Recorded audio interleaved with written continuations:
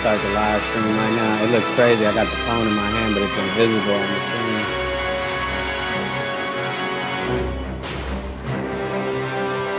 Load up some 2K. That's not the build I want. Holy. Hey, when that happens.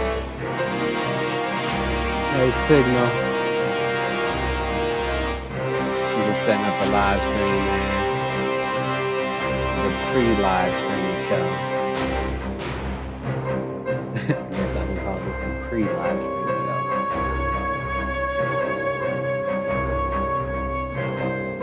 Yeah, come over to You People Live too on YouTube.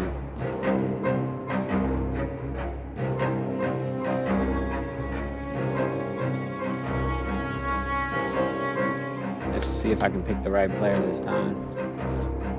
There we go. Right here. Got it. To watch some Charleston White right now too. Hold on, let me switch over.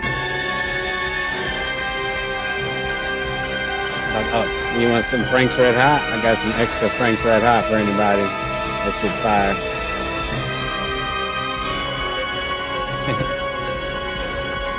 Get on this 2K real quick and watch some videos. The one in the top right corner, look at that dude getting lit up. That shit crazy. Then he ain't finished too, he gonna open the door on him. Look, he's switching hands. Bop, bop, bop, bop. That shit crazy. Alright, we finna play. Oh yeah, I'm in the finals, playing the Cavs. I'm trying to get this what, gym rat badge, you know what I'm saying? Not gym rat is, you gotta win the championship to get it. Walking in the arena. Like I said, we're going live on we're live now on YouTube. YouTube people probably like, ain't nobody here. It's early. I just started up. Probably be on for like maybe an hour or two, maybe longer. I have no idea. It's Friday night though, so yeah. It's funny because I'm holding the phone and in this picture you can't see it. You know what I mean? Green screen tech, you know. It's not green screen though, because I don't have a green screen. I just got the NVIDIA graphics card with the latest NVIDIA, you know, plugins or whatever. And it'll make the background go away. Hey, that's pretty cool. Yeah, stop on by the YouTube channel.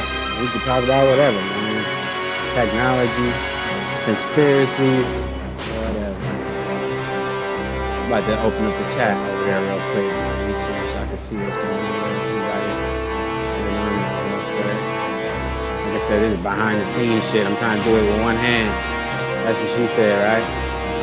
My bad. That was too soon. Alright, and I got the chat popping on YouTube, so I might put it on the screen, I might not, just depends. About to get in this 2K game real quick. But yeah, come check me out on YouTube, You People Live. I got 3 channels because, you know, shit that I be posting, they be trying to censor. But we're in America, so we gonna keep it pushing. Nobody likes a failure or a person that gives up, so we're just gonna keep making channels and keep making content. Hopefully they don't ban me like Alex Jones. I wasn't even intending on putting truth out, but people like hearing the truth. You know? I guess in a world like this, truth is in style nowadays, especially after Balenciaga and everything. But yeah, let me get in this game. Come over to YouTube. You People Live too on YouTube. Appreciate it.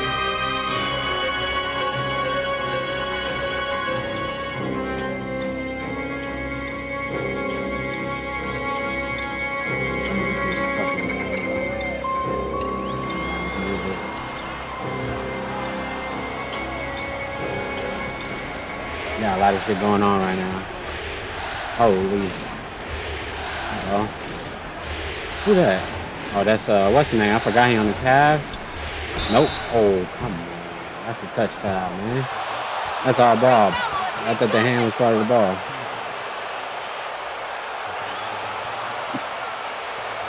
Man, should I get a new camera? I think I should get a new camera, like a 1440p camera. I think that shit will help. Nah, maybe not. I don't know. Cause, oh shit, hold on. Let's see. Help the background shit.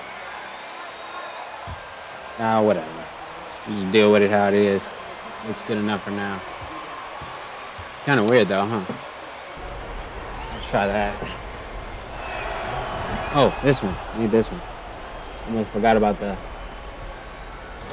other light from the heavens. There we go. That should be a little bit better now. Nope, still looks choppy. Oh shit. Oh no. Oh no, I caught him slipping. Sheesh. Put him in a cuff. Alright. It's crazy though. I definitely wasn't even ready for that. That was all like, what they call it, reaction instinct. Damn, come on. He got it back though. He deserved that. He just got dunked on like crazy. Oh, come on. That was a nasty cut. I got it. Fuck it. Again. Oh, dude is not having it the second time. Alright, let me see. Trying to get all these videos ready. At the same time, play a little defense on Donovan Mitchell. Hey, get the rebound. Let's go. Throw it out. Oh, shit. That was a nice catch and shoot. I ain't gonna lie. Got his feet down and everything. Alright. Oh, shit. Get on him. Oh, this the finals, so, you know. Going for everything now. Oh, come on, ref. You got to get out the way, bro. See, this dude is just a lockdown, though, so I ain't got no dribbles. Damn, Curry. Shit, I don't even got to play that hard. Curry look like he finna win it by his fucking self.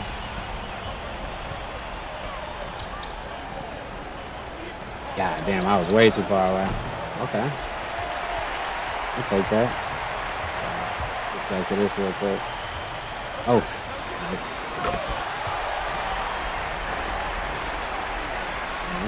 So he get to post whatever he want.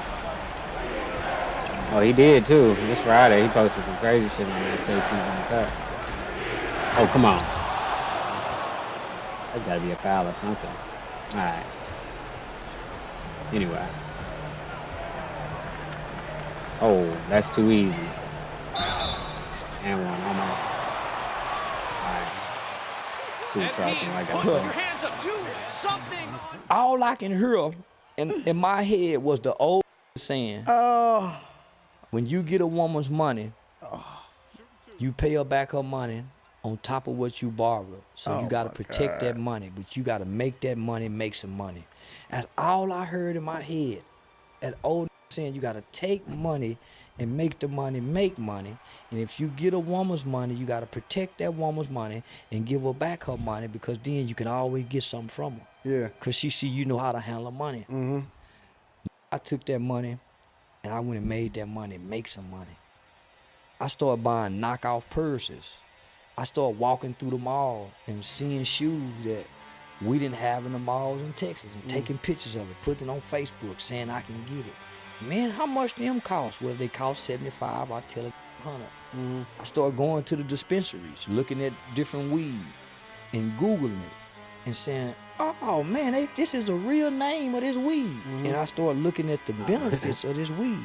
I started uploading that information online. Started saying, man, I want some of that, send me some. Then I started legally shipping weed in the mail. All right. Then I started flying with the weed. Within 2 months, I took that $1,500 and made $10,000, and I got to play Santa Claus for Christmas. I got to buy my kids everything they want. My mama, my sister, my wife. But I ain't have nothing. But that determination. Yeah. I was celibate. Damn. I was celibate the whole time in California. I was determined to change my situation. Not just financially, but the man I was. Yeah. Yeah. I wanted Come to be a on. man that can stand on his own 2 feet. And I proved myself that I could do that. So, because I agree with the whole idea of suffering in a sense, to put yourself in a position to where you can really see what you're made of, because you don't realize you might have that dog in you, right? You Yeah. might be a beast. Yeah. The other side of it, though, is that society is so There we go. civilized and everything is so cushioned and handout. When you say them government handouts and stuff, I think that flew over people's head, bro. I was afraid to lose my disability, homie. I was getting what, $1,800 a month for nothing, seemed like. But that was a comfort that made life uncomfortable. Damn, Curry going up Because- too? Oh, okay. It limits you. If the government gives you anything, they put in the box with a limit. Yeah. And if you supersede this limit, your security becomes at risk. So it's a lot of women who may get a job, but if they get a raise on the job or they continue to work on the job, shoot, gonna girl, mess up their I might benefits. lose my housing. Yeah. And that be a fear because now you have to rely on you. Yeah. So I end up owing disability because of that. I end up owing them people. So when I came back from California, all my benefits gone. Because I made some good money out there. So now I owe these people. So we ain't getting you nothing now. We taking. So now, do you live off your wife? Mm-hmm. No, homie, I ain't the kind of homie. I don't use women. My mother instilled that in us. I ain't for to ask no woman for nothing too much. If you can't see I'm in need, if I got to ask, I feel horrible. I ain't Right. ask mother for nothing. I don't borrow money. I try to figure out how to get it.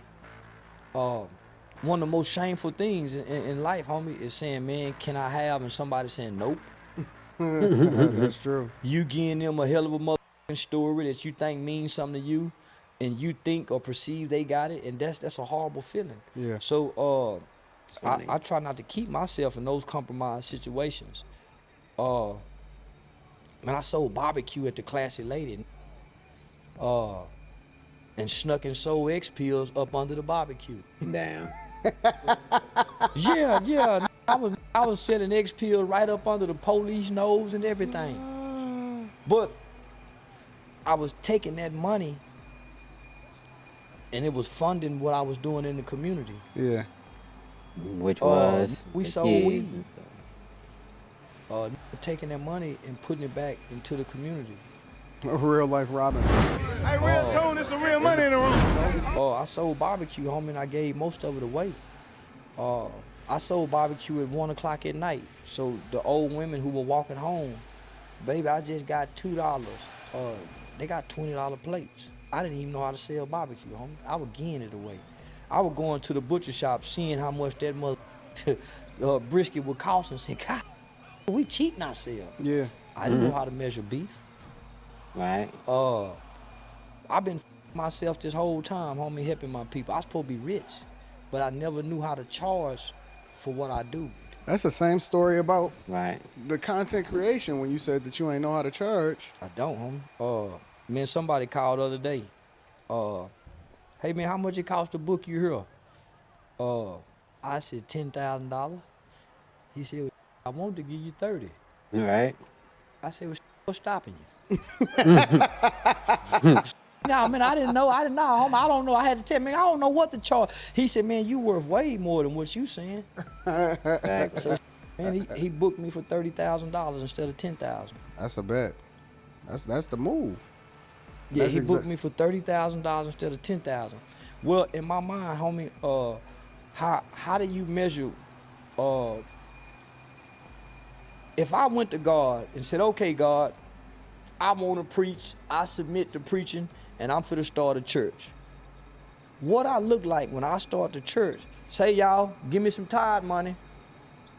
God, right. I went to him and said, this is what I'm finna do. Yeah. Why am I looking for y'all to give me something to do what I went to God and say, God, this is what I'm gonna do? Yeah, that's true.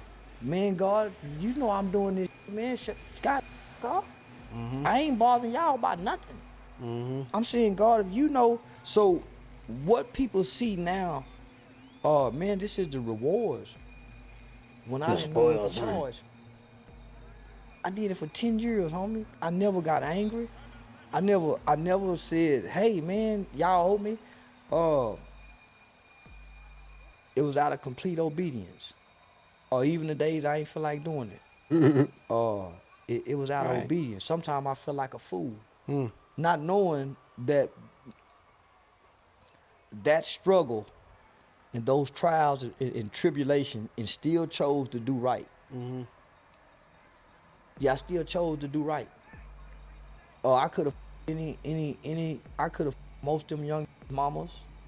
I could have ran through most of the sexually promiscuous girls that used to come party at the Classy Lady. I protected my character as a black man amongst my people. That's why I'm so bold in the things that I say. Yeah, you are very matter Man, of I'm fact. very bold, homie. That's because I protected my character.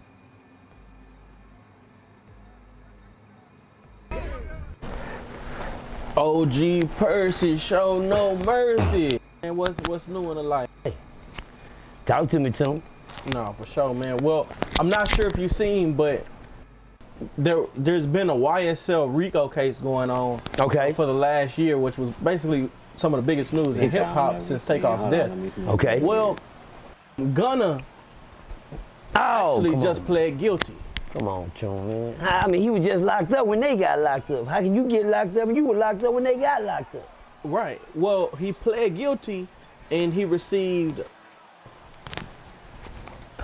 5 years, 1 year time served for the year he already spun behind bars. So he's about to have to do it. Wait a minute, hold on, time out. But he was released. Time out. Right. You said he got a year of credit already? Yeah, time served. Time served on the case he just pleaded guilty to?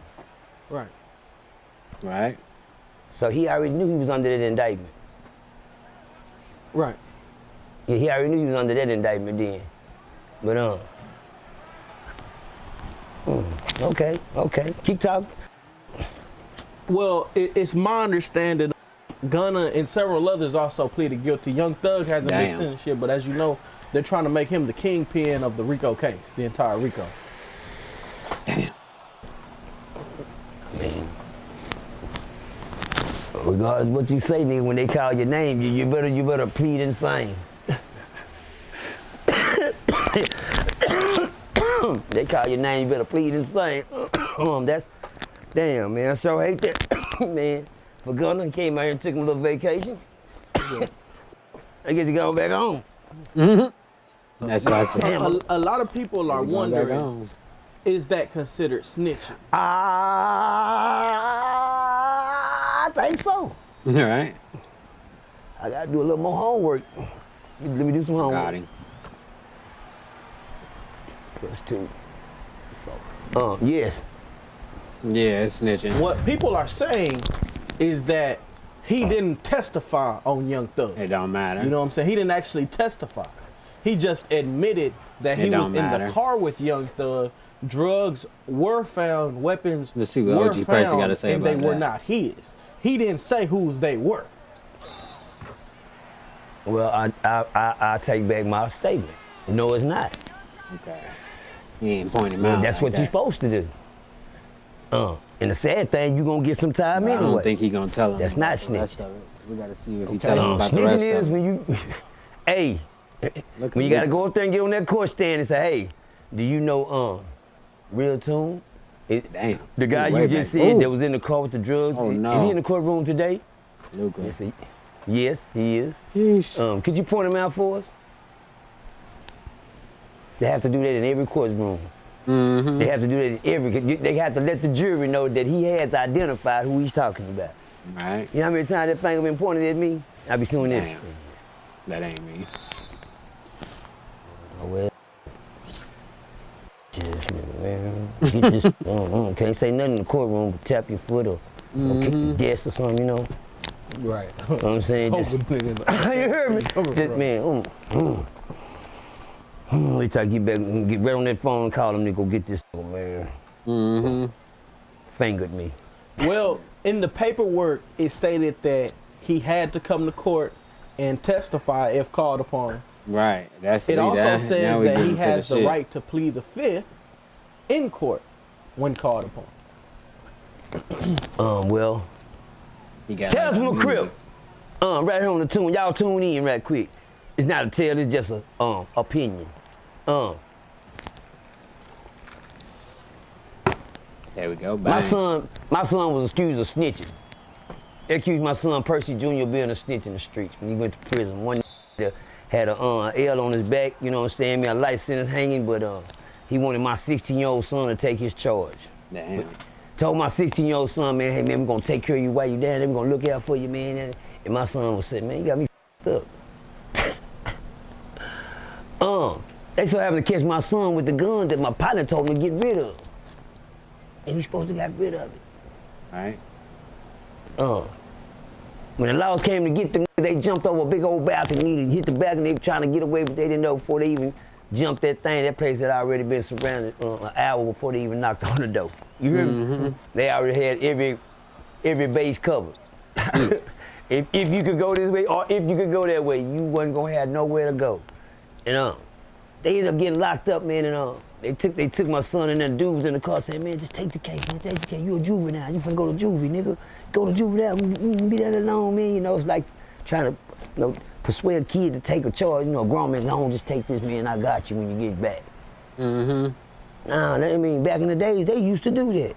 Yeah. Back in the days when you came home, niggas would give you some money in your hand something to you, and put you back on your feet.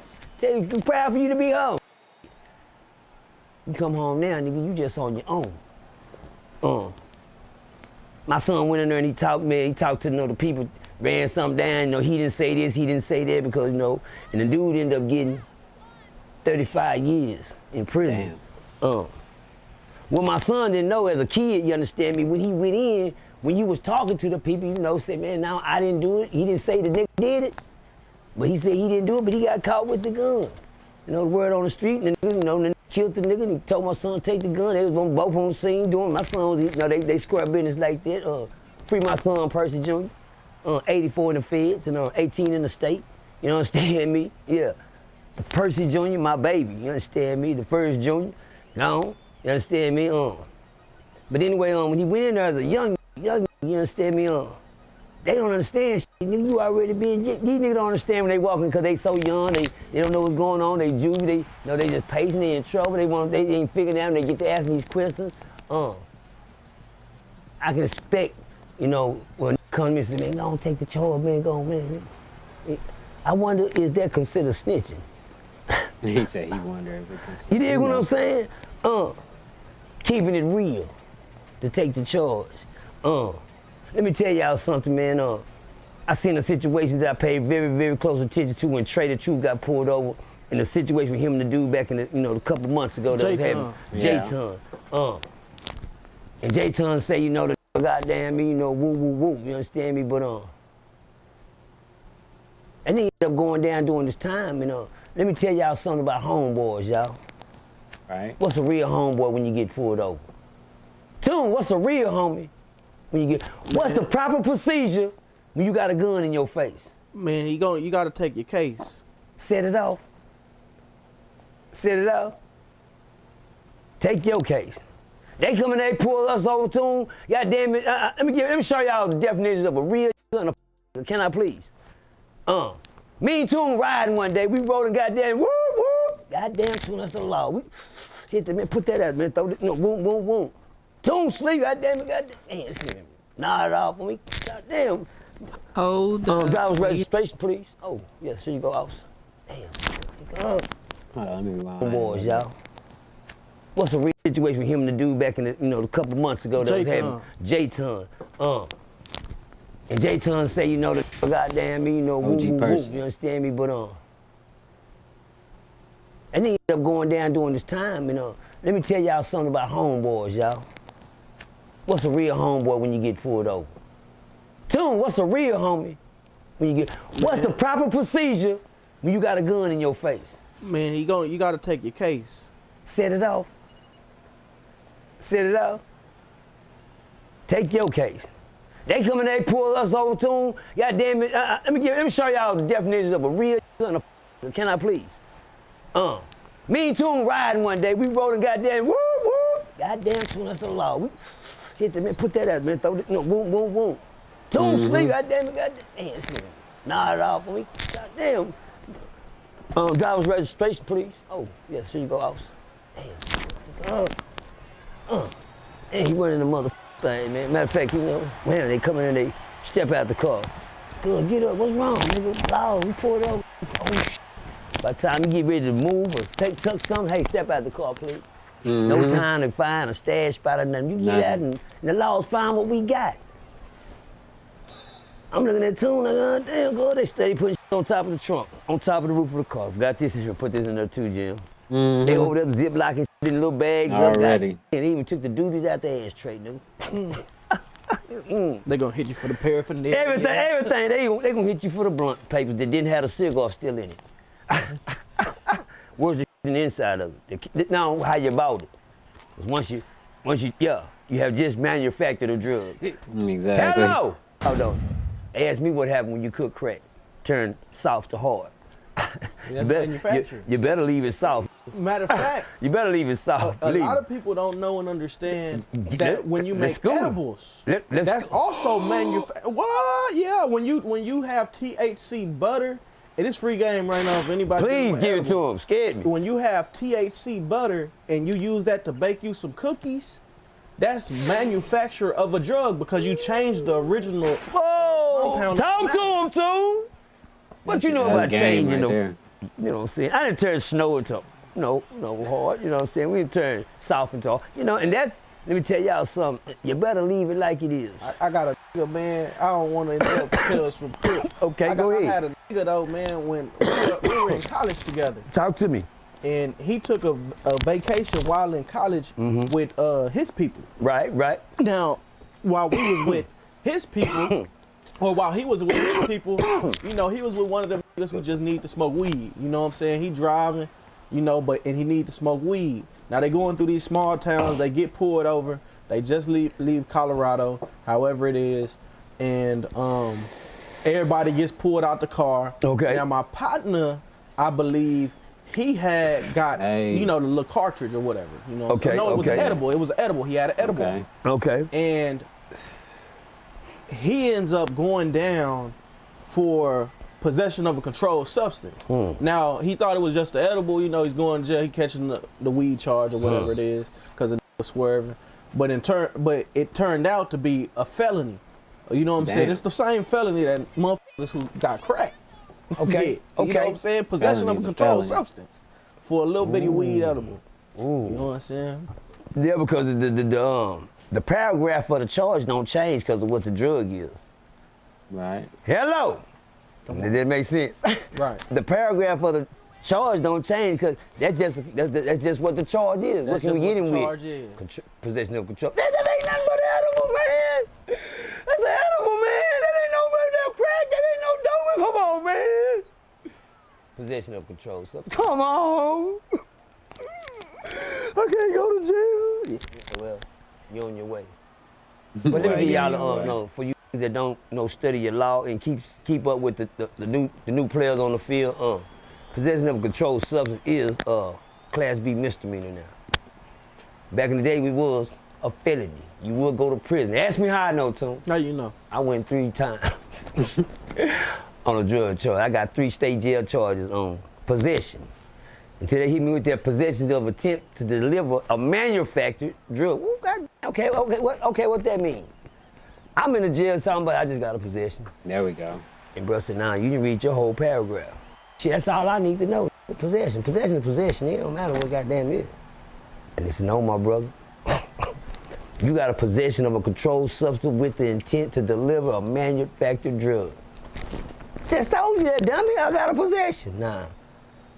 You didn't read your paragraph, buddy. Oh, and I still got the paragraph. I still got my paper. I pulled it out to show it to tune, goddamn me. My charges, possession of a controlled substance with the intent to deliver. There we go. You already got the possession. Okay, now make it make sense. Read your paragraph. What do it say, person? It says possession of a controlled substance of a manufacturer with the attempt to deliver a manufactured drug. Okay, nigga, I got a possession. Old school. You like, nah, bro. He said, down, damn new school. You got a possession on the top of attempt to deliver. So you have a delivery charge right there too. See that right there? With the attempt to possession of a controlled substance, / with the attempt to deliver. Now you got a delivery charge, / a manufactured drug. Let me let y'all know the coldest part of that piece was manufactured. Shit. When you change this into that, you f***ed it off. And you f***ed up. So what you saying? Now you look calm, ain't your person. You say, hold on, let me see what we got here. Stop this, Say, I'm at work right now, I'm gonna have to hit you later. Oh, come on. All right. Switch it up, yep. That's New York calling in. Shout out to people in New York, the Bronx, New York, man. Shout out to Leezy, man. Understand that? But anyway, that manufactured, he said that's the most scariest part of your paragraph. Right. What that mean, nigga? He said when you manufacture something, that means you took something and you turned it from what it was into what it is. Bars. That's fine. From what it was to what it is now. Bars. Oh, I can't get a bar. Well, I didn't do that. We don't know that. You got caught with that. Somebody did it. Well, do you know who did it? Maybe you can help us with that part. No, I can't. But I didn't do it. That's how I got it. Well, you need to know what you're getting next time. Right. Matter of fact, you need to know what you're getting yourself into next time. You decide you want to, hustle, nigga. It's a lot come with that. Yeah, you niggas, after it's a lot come with, I ain't never, manufactured. I was a chemist back in my day. They used to call me Chef Per D. Yeah, I used to make toys. You understand me? For Santa. You understand me? And when I say toys, I learned the whip game. I used to call me Betty Crocker. Understand me? I was in the hood that when all the dope just couldn't cook, they come get person. Man, go fight. I was standing in line, had sitting on couches with they powder waiting for me. Next! Like a barbershop. What we got today? Cook me up with this, cook me up. Yeah, I stayed in that motherfucker with the ether in my nose. You hear me? No cap. I was the cook. Why person always got some goddamn dope? They ain't never got no money. But I knew how to cook the O's and keep the O's. I knew how to leave the bottom in the pot and come back and get it later and bring that back. Hello! That was, it's a lot come with, y'all wouldn't know what I'm talking about unless you, been out there hustling for real. I went from Baby Joe, I used to cooking on. I've been doing this shit ever since we used to buy the big cigar tubes and take the tube, throw the cigar away and keep the tube like I was a chemist. Hello! That was the only piece of Pyrex we could find to cook in. You dig what I'm saying? That was in the, Back in the day. We still freebasing. Like Richard Pryor was burning their face up trying to get high. You understand me? And whole face on goddamn fire. Freebasing. Because they didn't know how to cook the shit. Blow up in their face, nigga. Bull. The worst thing I ever did was shake my tube one time and hit the faucet. And the whole thing break. Man, I know I just didn't do that, man. Because back in the day, you didn't know what you were doing. You had to stand over the faucet and cool it out, to bring, drip, all dripping and dropping in there and get it back, and put that wrist. You always had to have a wrist game. That's why I say, nigga, I'm not Tupac.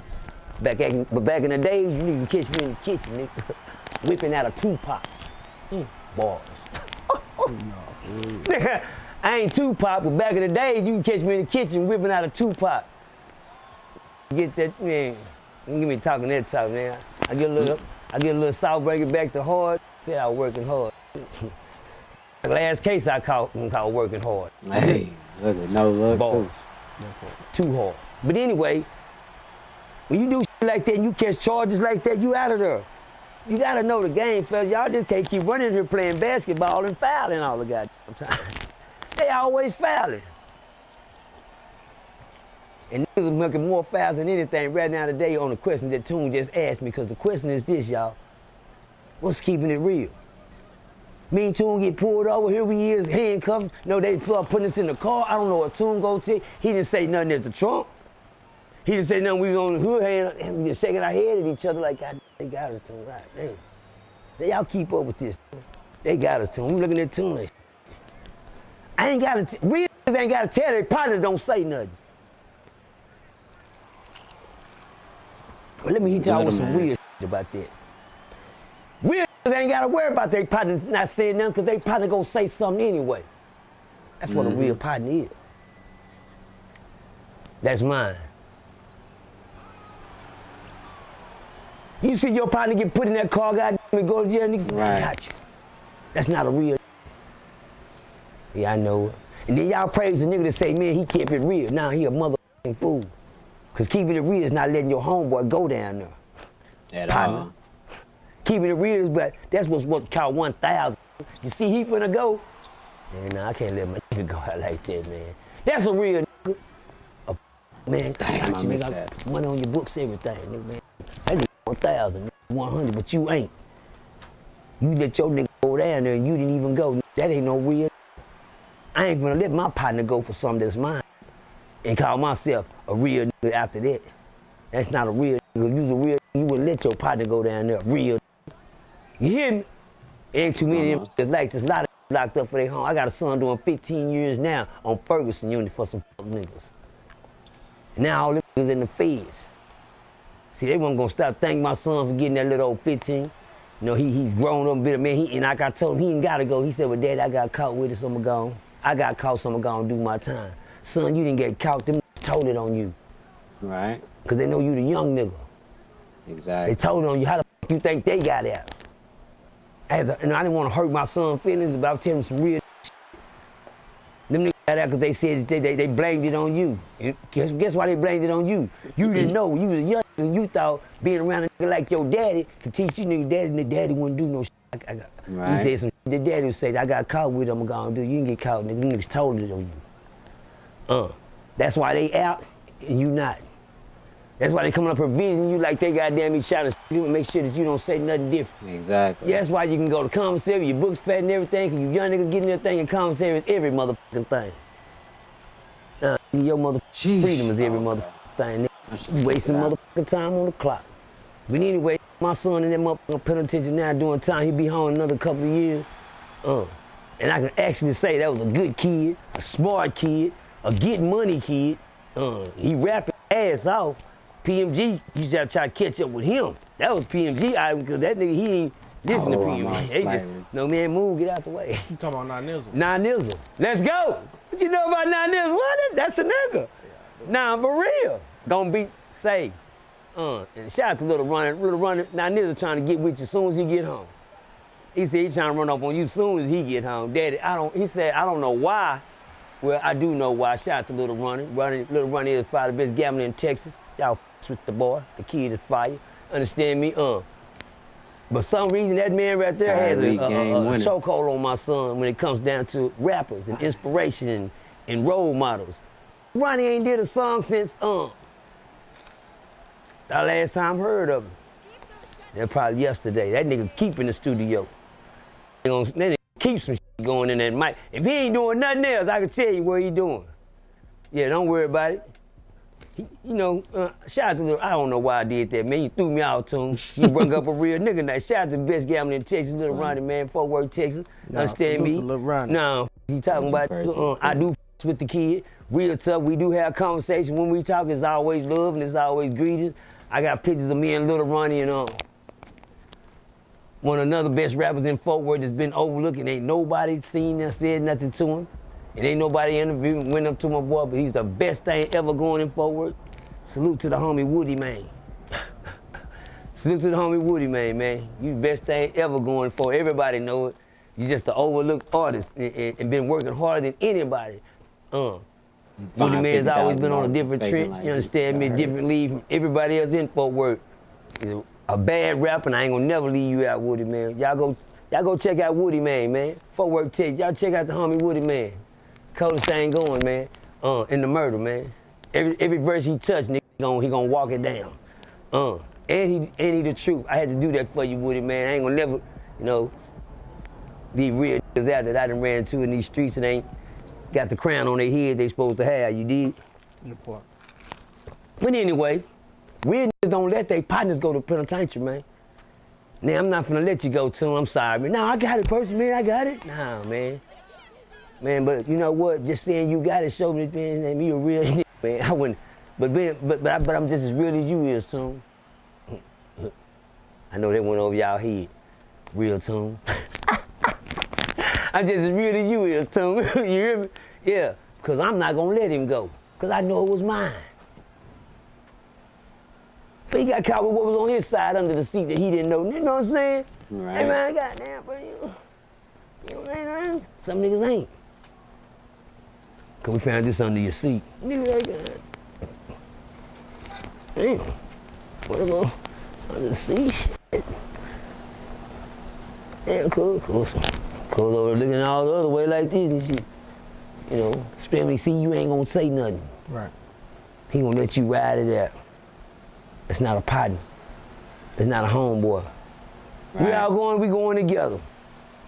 Why? Because they can't figure out whose it is. Hello. Right. Where everybody, we know who keeping it 1,000. We all going. We ain't nobody's meeting the stairs. I mean, we all going.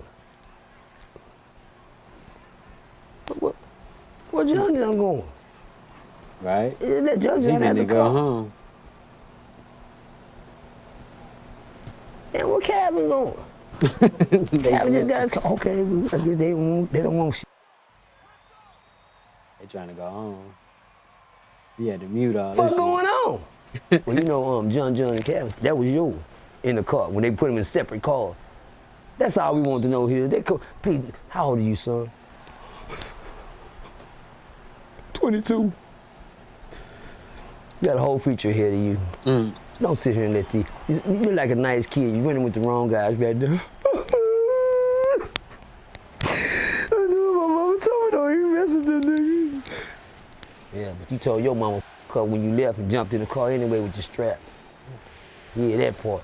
Man, now, don't get yourself sent down to that bad place, man. Now, which one of them? Who's it? Real tune. Real tune. Well, we knew whose it was. We've been, falling tune for a minute. We just know y'all don't have nothing like that on you. I know, mama, I don't even mess with no stuff like that. How, why he saying it? That's how you sell out, you know what I'm saying, man? They gonna tell it on you. These today? Definitely. You add her up. Hey, real He said tone, you there's some real money in the room. That's crazy. Hey guys, I hope all is well. News. Gunna would be released. As I already predicted Why would this they when the leave incident me? all happened. I don't think Gunna is out for snitching on Thug. I know he was set free due to his Masonic connection. Oh, Months okay, back, no, he's crazy. Every time he said in the motherfucking courtroom what he said. You can't. Yeah, like It's not a conspiracy. the recent, locking up of Young Thug and Gunna or whatever, and a lot of people, just being controversial of rappers telling on themselves in their songs. And that's what they don't understand. It's like, even through like this whole social media thing now, and everybody placing everything on social media, all their personal, private, everything goes on social media. But what they don't understand, there's divisions in every precinct that they sit there looking at screens, looking at people's social media. And they let you get away with it. There's people that are out right now. It just ain't your turn yet. Wow. But you done said a lot of incriminating things that it's soon come, baby.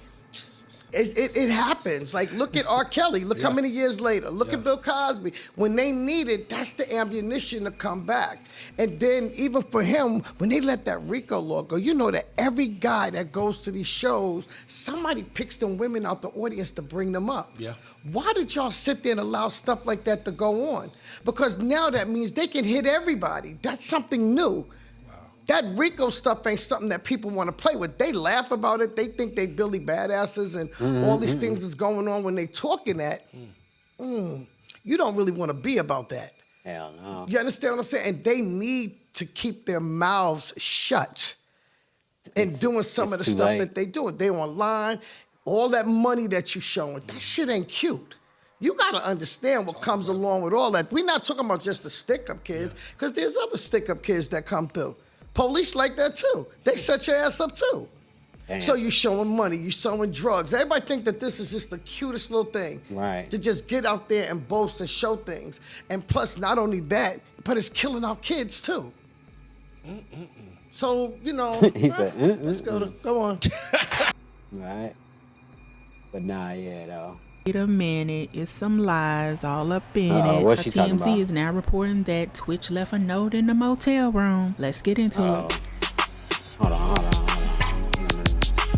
I like the beat though. Now, according to TMZ, Steven Twitch Boss left at least one clue as to what his struggles were leading up to his suicide. It came in a note alluding to challenges he faced in the past. Law enforcement sources tells us Twitch's note left at the scene of his suicide was an ambiguous reference to his past challenges.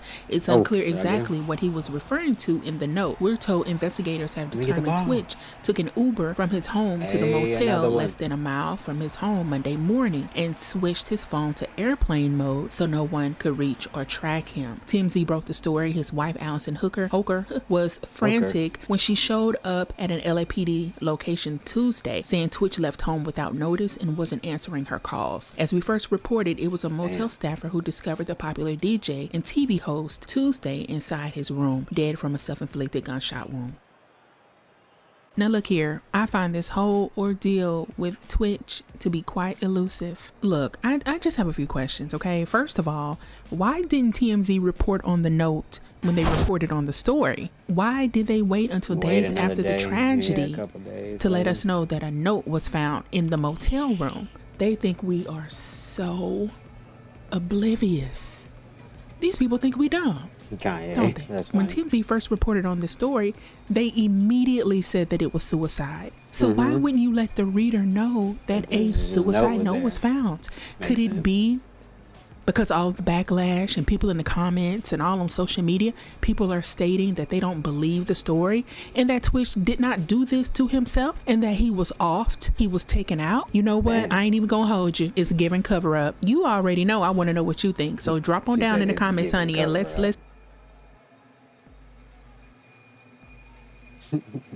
these little things that they got going on. It's funny. And then when all these people lying and the stuff that they say, and then you go in and the same story, everybody tells the same story. Everybody say you stealing. What's somebody taking from you if you never had anything? If you didn't have anything, what did you take it? And if somebody goes out and do all of this stuff, and then all the stuff that I went through, I sit here every day and watch people come up off that I did. And just disregard everything there. Say, I didn't know what I was doing. She didn't know what she was doing. She didn't know that. Y'all don't have trap music. Trap music came through me. Facts. You didn't have trap music here in Georgia. Well, you know, I think sometimes a lot of artists get convenient amnesia. It's okay if they get that, but it's the other people that shouldn't. I'm not telling you to kiss my behind. I'm not telling you to be my best friend. I'm not telling you to do any of this kind of stuff. But don't lie on me. Right. Keep the stuff right. That's why we don't have anything. And everybody wants to come in and tell their side of the story. You know, it's so many people here that I touch. It's so many people here that I'm responsible for. They'll never talk about that. People will never say that. They'll all say, but because, you know, one of the things I remember somebody telling me, said, Deb, you got to get out there more. I'm not a person that showboats. Okay? Right. I don't like to be the center of attraction. It's not about me, it's about you. I like staying under the radar. I want you to hear me, but you ain't never got to see me. Come on. And I don't care who stands in front of me. It's okay. As long as we get this done, I don't even care if you go through all of this. Just don't lie on me. I don't know why they keep leaving me. That's crazy. Don't disregard me and say that I was nobody and I did nothing for nobody and she didn't do anything and she took from me and she did that. Why would you do that to me? Right. I never did this stuff. You can keep on doing whatever it is that you want to do. Do what you do. I'm never going to interfere. I'm not going to interfere. You know how many people have came to me, even from back then, to try to get interviews, try to get me to cross them, try to get me to do different things. I will never, I wouldn't care what you say. You can sit right here now and call me every name in the book but the child of God. You can do anything it is that you want to do. You're not going to make me bow down to your level and where you are. do you think that at a certain point in time man. it hurts more than it you know, more people would think that it would make you angry, but it really hurts. No, it hurts because of the fact that you actually cared about this Right. person. You know what I'm saying? It wasn't Like, about money to me. It wasn't about any of that Let's stuff go. with any of them. It was the Hey. fact that you believed in me to believe in you. They let me go off That's right now. huge.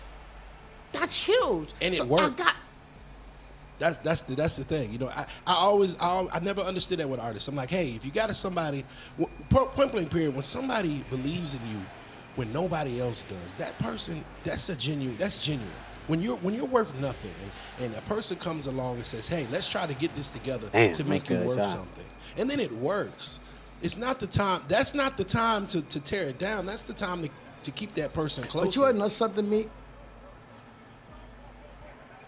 Hey. Come on. All right, the interview's over too. That's crazy. Looked good to me from where I was at.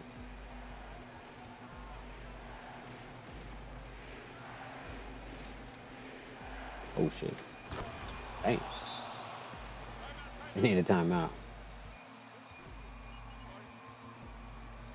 Matter of fact, I'll do two. Give me 1 minute.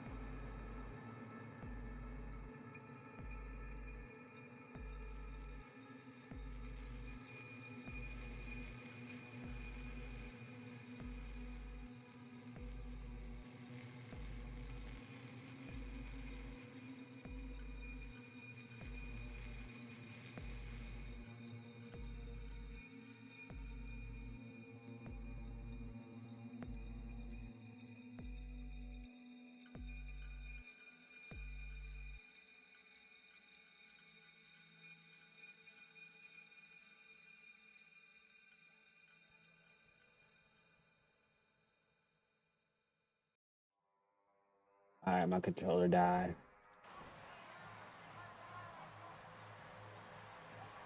Pretty crazy though, right?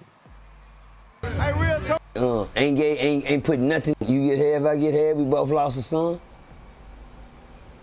I don't think you stand with neither one of y'all. And mom and dad can't come up with an agreement. You're You talking about the get money. half, I get half. We both lost a son. I don't think you stand with neither one of y'all. That don't make mama no bigger, no make. If both of them alive, we both can eat. Shouldn't be nothing Right. to talk about, but that's how it is. Exactly. You That's understand crazy. me? Ain't gay, ain't putting nothing in the pot, but want everything out of it. Everything. Hello. Shit, want everything. Biscuits and the gravy. Good. Them niggas are sucking. Backdoor Cuddy. That's all right, man. Don't leave the Mr. Peppermint man alone. God damn me. R.I.P. to Mr. Peppermint, man. R.I.P. to Mr. Peppermint. You understand me? But anyway, yeah. Oh, yeah, no. man. This nigga say, man, same wouldn't give you $1 at the store. Tales from a crib. I gotta work today. I'm trying to get overtime. It's Christmas time. I gotta work a little extra harder. Tales from a crib, man. I knew a nigga, man, one of my partners, man. His name was Drico Davis, man. He was a full-trade gangster crip out of Fort Worth, Texas, man. I didn't grow up with the young nigga, but the young nigga grew up under me. Niggas used to hate to hear me say that, but I can actually say it because I still got video here to tell you the same mother thing. OG person raised me, man. He'll tell y'all niggas hate to hear that. I know they did. But the moral of the story was, Drico, you know, we went through our time and tribulations. I took him to the trap. When I see him in the trap one day, I was like, damn, cuz. And somebody was looking for him and said, cuz, Drico go to school. Cuz go to school. I thought he was out here getting, he said, yeah, we went to high school, nigga, Drico Davis, nigga, hold it back. I said, look out, cuz, next time you don't come over here no more. You supposed to be in school, cuz, don't come over here, cuz. He like, what's up, cuz? Nah, you can't hang at this trap. It's for gangsters, nigga. Ain't for young niggas to be hanging there, nigga. Go back to school. The nigga, Drico went back to school, and I never forget, he came back to the trap. He had some tickets in his hand. He said, sit down, cuz, come go to my game. Where you go? I'm with your boy, Lil Wayne. My baby, Lil Wayne. Said, yeah, we playing for Dunbar. What you gonna, shut the trap down. Everybody, I'm working the dough. Don't get me wrong, I'm not the man, I'm just the dough man. Yeah. That's all. I'm just a dope man. But anyway, we shut the trap down, nigga, and everybody jumped in the cars, and we went to Drico game. Matter of fact, Drico was playing a team called ODY that year. When I went to come to find out, ODY and Dunbar was one of the hottest games in Fort Worth, Texas, that every year, black school, two black school, night school, ODY, so prep school, Dunbar, you know, the gangster school, so, you know, it's going down. No, Wiggles and Grind. The big casino, packed. This be packed like you at a real fucking, goddamn me, pro basketball game. You don't even got, all schools are here to see this one. Everybody in the hood, everybody in the neighborhood, they there, Drico. I said, man, come out here, cuz. I told Drico, don't let me come down and find out you riding the bench, nigga. I don't want to come to no school, you on the bench, nigga. Right. Come to find out, Drico, I see him down in this mother, got on some goddamn Chuck Taylors. Cuz, you cannot hoop in a Chucks, cuz. I'm hoop in my Chucks, cuz. Well, everybody else got Jordans on. How you gonna hoop in them motherfuckers? You gonna break your ankle out there. Right. He said he couldn't hoop in nothing else. Damn. He was built to play in the Chucks. Drico was a nigga that let Crippen, you know, take him under. Well, I was right along with Drico. We let Crippen take us under. Drico got scholarship from Georgetown, any college he wants to go to in the world. When I seen Drico get on the court, I seen him, I said, look at this nigga. We came out of school to see this nigga play basketball. This nigga better not be on. He got on the court. I said, oh, well, look at my partner. He get out there and get the star. He get the star. He run up and down the court like he really played basketball. I said, okay. Then all of a sudden, everything was quiet. The nigga passed Drake the ball. I heard the crowd stand and say, oh, shit. I heard this girl say, oh, Drake got it. And Drake would come down that moment. I never forget. Everybody was just quiet. And then Drake came up and did some shit that never seen in high school in my life. I seen Drico get the ball and the crowd was quiet. The crowd was so quiet, you know, one niggas wasn't jumping up cheerleading or nothing, man. Then I heard one girl say, oh, Drake got the ball. Something just caught my ear and I turned around and see Drake. And he was coming downstairs, he was like skip to the loo with this motherfucker, y'all. in high school. I said, look at Drake. And then he did a crossover and went up on a nigga and he went straight to the air on him. Boom! And I seen the whole crowd jumped up. Yelling and screaming. I don't know, that's... You know, I ain't never been a cheerleader, but that time you could have threw me some pom-poms and fit right in. I went to jumping with the crowd. Nigga, that was Drake. Drake, the nigga come to the trap every day. But anyway, Drake ended up being my little partner after that. I'm gonna run through this story real fast. Drake was my partner. I'm just go from scene to scene. After he became my partner, we came back to the trap. We sit at the trap one day and Drake go say, what you doing, cuz? What you doing back here, cuz? I said, I'm rapping, cuz. He said, I got a little something, nigga. Nah, you had the basketball, nigga. You ain't got shit in the rap. Right. He said, I know I'm the cuz. I can do a little something, cuz. So one time, nigga said, say, cuz, come take me home. I said, where's home at? He said, on the south side, cuz. Come take me to the south. No, then he got back in the trap with me and I'm back there writing one day, and I had went and hit me up with Bun B. Back in 90-something. About 96. Around 96. I hit a league with Bun B around 96 at a club, a little small town club. He asked me, he say, cuz, I went in there, I did a freestyle rap. He said, look out, cuz. He said, look out, homie, what's your name? After I came off the little old stage, I was at a little club, just bullshit. I never forget, my little brother came and knocked on my door. He said, Percy, get out the bed. I said, what's up? He said, man, come run to the club with me. Nah, cuz, I ain't going to no club, nigga, down. He said, my little brother said, oh, man, damn. I said, what's wrong? He said, man, I gave him my $50 and told him I'll be back with you. And if I don't come back with it, it's gonna have my money. Well, back then, $50 a lot of money. Little brother, you tell somebody, hold on, I'm worth $50, nigga? Oh, come on, nigga. What they want me to do? They just want you to rap. Oh, well, come on, little brother. God. He shot me back up to the club, and I never forget my brother walked to that club. He more happy than he said, I told y'all we want to go get him. I told him, like, what's going on? I got in there and they gave me an Ice Cube beat. I got up there and I flowed the Ice Cube beat. Make a long story short, the nigga that was there that night with Bun B, he asked me, what was you doing? I said, say, man. He said, what you doing tomorrow, man? He said, who's that dude that got off that mic doing that? Man, that was my brother. He said, he got on the microphone, he said, what you doing tomorrow? I said, nothing. He said, you like to open up UGK and Bun B at the stadium in Arlington? Hell yeah. I get to open up. He said, you can be our opening tomorrow. Man, they're fainting. Hell yeah. Got the tip. Pimp and Bun. It was Pimp C, Bun B, UNLV, Mr. Cole, User Ho. Yeah, them niggas, they was out in concert that day. And y'all know who I went and took with me? I took my boy Drico. So everybody remember that all the Fort Worth niggas, that was my first time ever being on a live stage. I opened up for UGK and Pimp and Bun at Arlington Stadium. Me and Drico, man. Drico was my nigga. Me and Drico came cool after that. Me and him hit the streets. We was in the streets then. Next thing you know, my Drico disappeared. I'm like, damn, where the Drico? Drico wasn't nowhere to be found. Drico just disappeared out the face of the earth.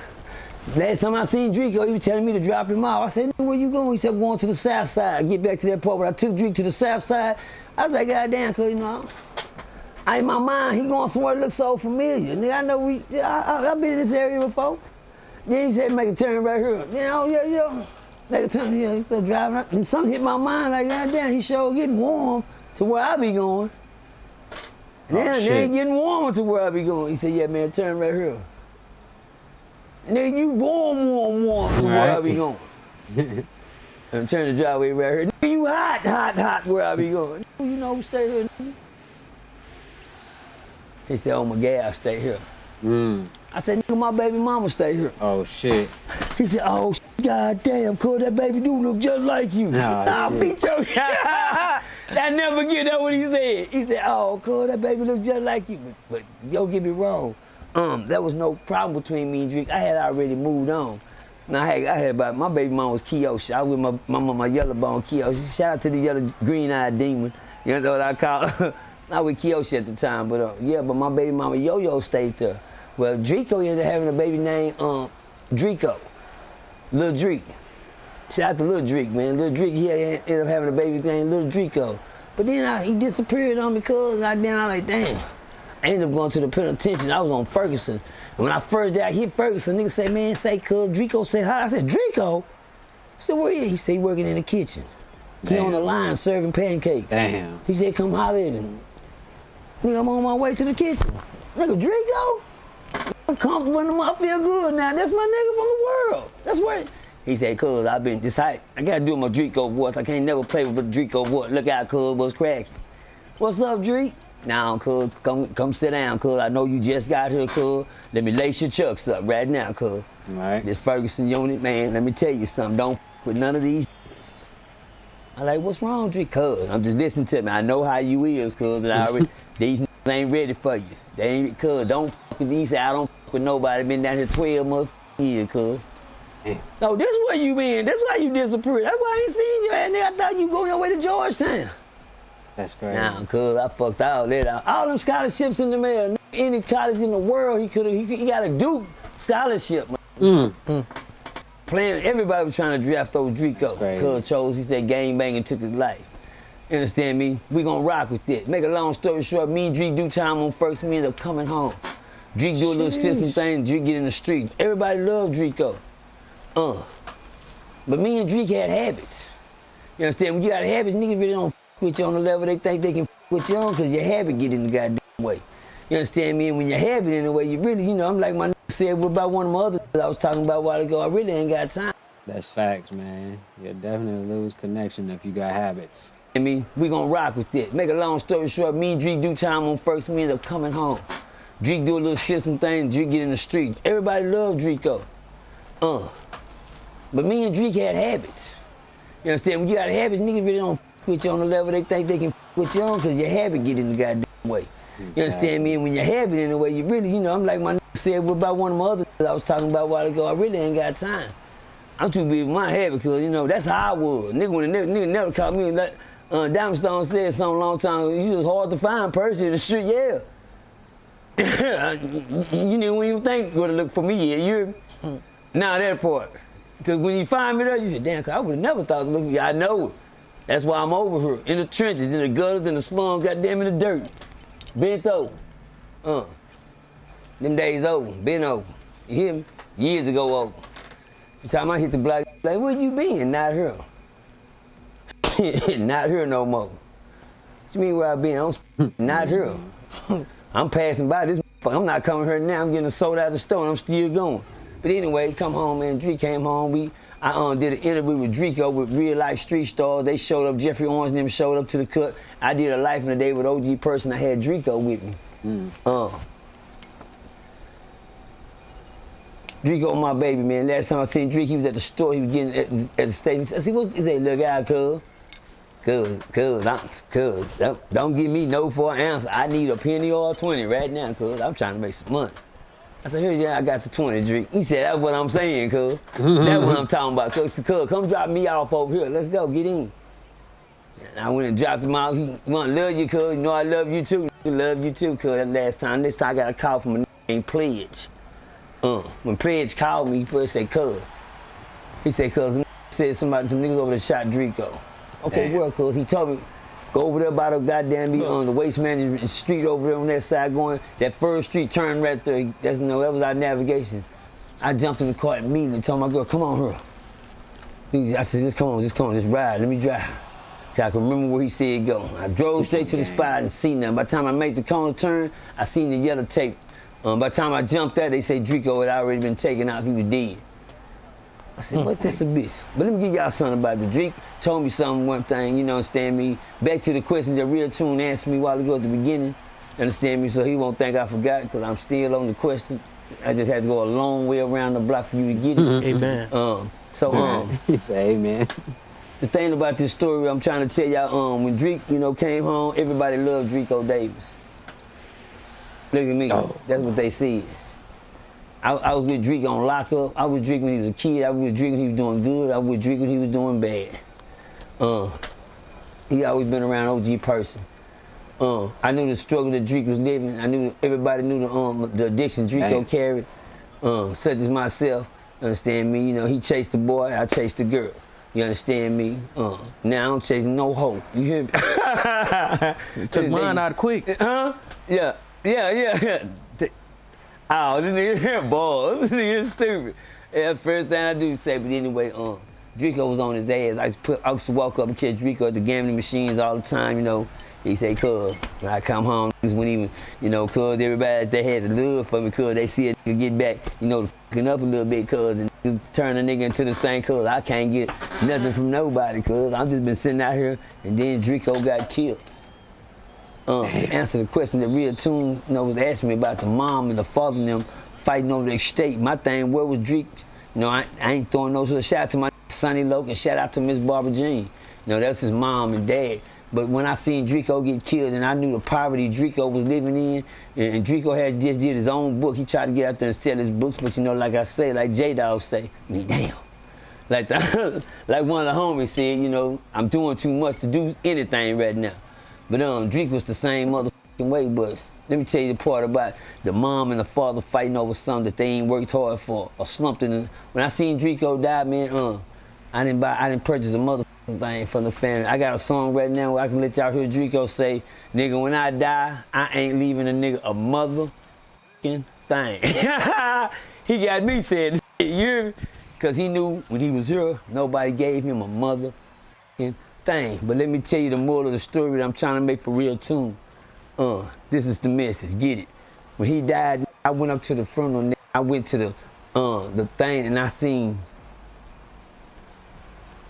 thousands and thousands of dollars being spent on t-shirt, Drico merch, right? Drico t-shirt, Drico books, Drico CDs. Yeah, when the thing about it, catch this, Drico couldn't get $1 from now one of you when he was alive. That's crazy. Hello! You feel me, man? That he come around this motherfucker, nobody wants to. He sitting at the gambling machine asking me on his that, and everybody knows that I'm not lying. But when he died, everybody made money off of him. Them same greedy motherfuckers wouldn't even give him $1 when he was alive, but could bring boxes of T-shirts. That's crazy. You motherfuckers still selling T-shirts at the funeral. On the way after them, he dead. The wake is over, and they still making money off Drake. But wasn't none of y'all give him nothing when he was alive, but everybody wanted something from him when he died. I looked at that situation, and when you said what you said about, these people fighting over estate, but now when y'all never put a chopped a potato, peeled a head of lettuce, or nothing to put it in the pot to have him cook to get where he was at. You wrote a song, rapped a song, or nothing to get where he was at. So it shouldn't be cause I can't say now, motherfucker, cause some of these women, well, nigga, I've been there more, we purring, so same blood, same this. That mean everything cut it equal, let's go our way, we lost our child. Don't make it hard. And now here a greedy bitch come. Now here come a greedy ass, here this greedy nigga come. Everybody want everything. I'm gonna get all this. Now, if you the parent, you the fucking mom, split it down in half and go about let's your celebrate business. our child's past, you know what I'm saying? Cause but I'm tell you something, just how messy motherfuckers get, man. Be the same motherfucker they never did nothing from you, want something from you when you die. I'm like Draco, I ain't leaving you motherfucking thing, nigga, you hear me? My mama be dead if I'm burying my mama, I ain't leaving nobody. Ain't nobody gave me shit. Don't think I ain't gonna live off of what I got on this internet, you hear me? Other than that, damn, R.I.P. Draco. You understand, got me thinking about my baby, man, now, because it hurt my feelings to see everybody with all this shit on cuz, and I knew how my living in the end, bro. Nobody here cuz. And they know it. Right. They try to tell my man, don't be disrespecting Draco, cuz, and such, man. Just... let me clear up some right quick now. Speaking of Draco, Draco is from Echo Heights, EOC, EWC, that is my baby. I had a beef with Echo Heights nigga, Bucci, Four Trade Bucci, one of the founders of the Four Trade Crip gang down there beside Insane Little Rob, and I was told I couldn't come back to Echo Heights. He was with a nigga name that was been on the internet going back and forth with a nigga named Pumpkin or whatever his name was, another block that said, called me out, sit there and did a paperwork party on me, nigga, when he pulled my, had my whole, where you get that at? That's the police shit, But anyway, I was barred from Echo Heights. Let me tell you something. Draco was my baby. If I ever done barred me from any motherfucking hood, cause my nigga, cause if he was here, couldn't have never said that out their mouth, you hear me? But let's make a long story short. I did run into OG Bucci the other day, and I said something real. Let me tell y'all again, I'm gonna say it like I told him. Look at me, tell him when I say this. It's real when it's in your face, ain't it? Yeah. It's real when it's in your face. This ain't the internet. I was all kind of marks and bitches and cuz can't never come to the EOC no more, cuz. Well, that same person got caught in Murderbrook. Shout out to my nigga Pledge again. Shout out to Pledge. Pledge, you called me about Draco and Pledge. When I looked out the door the other day, I said, that Pledge? Damn, that was good defense right there. My ops. No, just to let him go right past. Bucci, Echo Heights, EOC. A nigga that won my ops until, I don't know where that came from. And I yelled out, look out, Pledge! Pledge turned around and I said, yeah. I said, what's up? Ooh, Curry with the I was peeking through the door right there because I was watching the nigga he was with reaction. That's the nigga said I couldn't come out the house and play no more. I couldn't get caught into it no more. Cause no, it's on site, cause I'll get on. Look out, Pledge! Don't whip! He turned me, he said, okay. Nah, that wasn't right. Don't whip! He said, okay. Then I said, okay. He said, I know that boy. I'm peeking out the door. He can't see me. Then I bust out the door on him. He said, oh, shit, that's person. When he said that's person, I looked at the nigga on silent reaction. Oh yeah, this was last weekend. Understand me? But this last weekend, whoop. And goddamn me, and I watched his reaction. I said, what's up, Pledge? And now it's time to get to the business. One thing I loved about Pledge, after meeting him locked up, Pledge stayed to the side. That's crazy, God.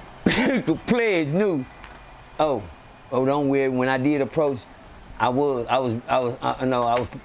prepared for anywhere it would have went. But to look at Cuz in his eyes, We give y'all the strut. I ain't gonna give y'all no rundown, no fabricated. When I turn around and he seen the devil, not in that time, fucker, I'm all God. You hear me? But when I get evil, it's all in us. You understand me? And it wasn't no bullshit like what's up. And the first thing comes, man, you know I love you, cuz. Got him. That's Yeah, I too know. easy. Okay. I know. I love you too. Take care of yourself out here, man. Love you, man. I know it.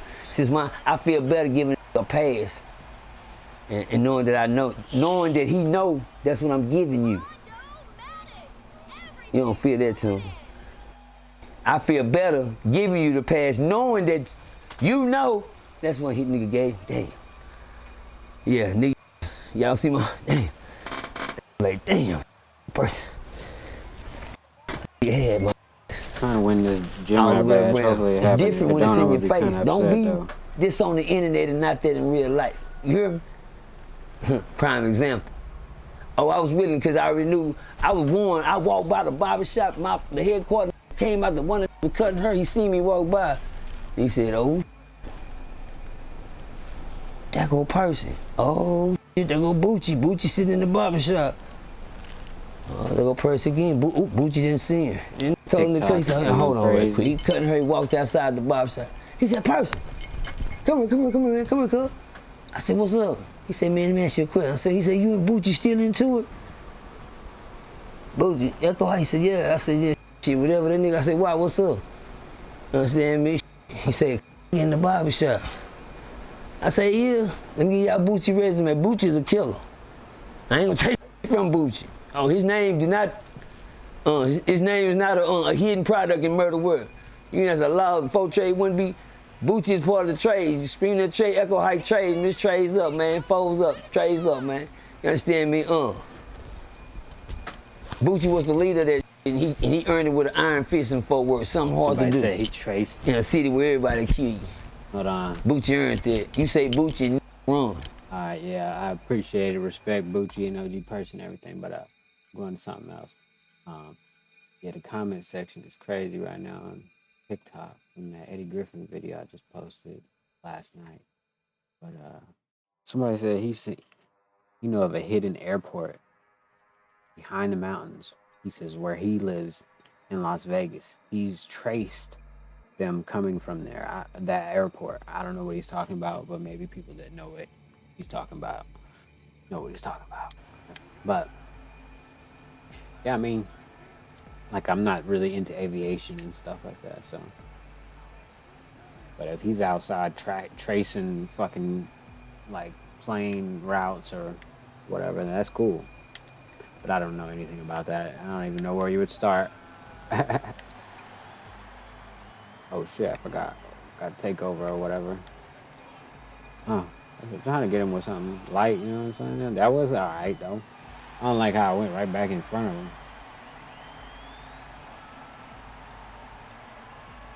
Uh-oh. It's crazy, bro. This game is so bad. They don't let you play defense at all. Oh, that was a good bait, though. Uh-oh. Hey, that was nice. This Power electric car. A generator on the windmill shaft charges the car's batteries whenever it is parked. Free energy from the wind and also electricity. Free air takes the place of gasoline to drive what J.C. Thomas of St. Augustine calls his windmobile. While he parks, the breezes turn a windmill at the front, operating a generator that charges the machine's 12 storage batteries. Then, through an electric motor, the batteries propel the odd car at speeds up to 50 miles an hour. This was at the beginning of the 20th century. According to the inventor's figures, it costs him $0.25 cents a mile. That's sure, crazy. of course, because this uses the power of the wind to generate electricity, then it's not interesting for those people who are in charge of, well, the world government and the companies. Everything is about money. So why should we, the common mortals, be happy and free? No. Now you have to think about how to earn money to pay for electricity, because everything is so freaking expensive and all the bills are so freaking expensive and everything is expensive, and that's the type of life we live. Honestly, how do you feel? Like a slave. I feel like a slave, at least. Can you change it? No. So No. what do? We keep on surviving. The big problem about all this is that we die very young. You know, youth and young life is so short. Then we become old and we die. That's why we get so depressed, because we say our life is so short. So what's the point of focusing on this stuff when it's gonna take the day your of whole tomorrow life. you just get old and you die? Freaking depressing life, our human lives. And then of course there's some people who are saying, no, don't worry, you're gonna be reincarnated, or you're gonna go into the kingdom of heaven for Hey. eternity. Yeah, right, okay. Exactly. I want to live a good life now, not in the kingdom of who knows where or whatever. See you next time. He said, fuck all that shit. Promises. Hey. Crazy. Oh, that's on me. Think, alright, fuck it. Hey, real tone, it's some real money in the room. Together. Yeah, because all them faces on the pyramid. What he say? Hold on. Both went at Charleston together. Yeah, he checkmaited me, man. He checkmated That's me. after the check. Well, the question now is, does Boosie owe Terrence Gangsta Williams an apology? No, they all in the same category. They all in the same category. Well, does he have to renounce T.I. after what he said about Terrence Gangsta Williams? I'm finna stop talking about them. Period. Once you find out them on the buddy list, Yeah. don't add yourself. They did a whole album together. Yeah, because all them faces on the pyramid. Both went at Charleston together. What did that nigga say in his verse about Charleston? Then he called him the what? The Jakes. The Jakes. Right. Hey, so you know something we don't know. No, you don't. We all know that by now. All right. That's Pac-Man. He's not the Jakes. Pac-Man is the police and everybody know it. He don't go if you know. Right. Hello. Call him Pac-Man. Don't call him the Jakes. He ain't you. He don't get caught telling. I mean sniffing. He tells. Right. Different. You niggas, we don't know about y'all telling. It comes up. Right. Well, then this is the last thing about Terrence, but he made the assertion that Birdman waited 12 years to see BG. Man, it don't matter. Did he go sing? I'm talking about everybody trying to point the finger what another do. Man, don't get yourself in there. See, that's number one. I don't cry about who don't come see me. I got me in I ain't here. want nobody. Everybody want to get in there and get to talking about who go, man, don't nobody support me, I don't get no love. Man, what you go in there Nobody for? care. God dang. Stay out here. Everybody want to get mad and cry about what niggas do for them when they in there. If you'd have been smart enough, you'd have stayed out here with us and you wouldn't have to worry about that. Added a bit. Smart niggas. Everybody want to boo, man. I ain't with nobody when I come on. We can have evidence to tell you that because you went in there. Hello! Woo, that was, God damn, I'm sorry. I got a little excited right there. Because they didn't catch that. Yeah, you say niggas don't fuck with you when you get in there, but you evidently didn't fuck with them because you ended up in there. Let me tell y'all something what I mean by that. Because if you love somebody, you fuck with them, You would have you stayed wouldn't out leave of them out trouble. here. Think about that for a minute. If you love your mama, you love your dad, you love your partner, your homie, guess what? You'll be out here with them. That's what you call love. Now you must don't love. You left them, they didn't leave you. Hello! You left them, they didn't leave you. You the one, now it's everybody's fault. Let me put my cigarette there, I can't think right. But anyway, it's everybody's fault because you locked up. It's everybody owe me now. It's po-me syndrome now. All the motherfuckers. Let's curl up in the corner like this now, Tone, and call everybody else everything in the book because you got caught looking at it. Right. I don't understand the game. Can you wake me up on reality? When did niggas start? I told her the other day, man. I mean, shout out to my homegirl, USA, Brooklyn, New York, man. My homegirl, I told her, man, say, she was trying to sensitive about her son. And I was telling her, say, man, if your son was cutting me, I take my son down there. I say, she said, I heard what you said about me giving, going up there seeing him and keeping my son and deserve this, my son and deserve this, they deserve that. I said, you deserve better too. Because if they deserved all that, they'd stay out here with their mama and we'll leave their mama out here to fend for herself in this cruel world. That's what loving mama is. What the fuck they? You don't supposed to be taking mama. They locked up. Fuck them niggas. If they love you like they say they do, they'll stay out here with you. That's love. Love me not killing a nigga behind my brother, staying out here with my mama. Right. You hear me? And don't let that game beat me to the draw because I'm on a chopping block.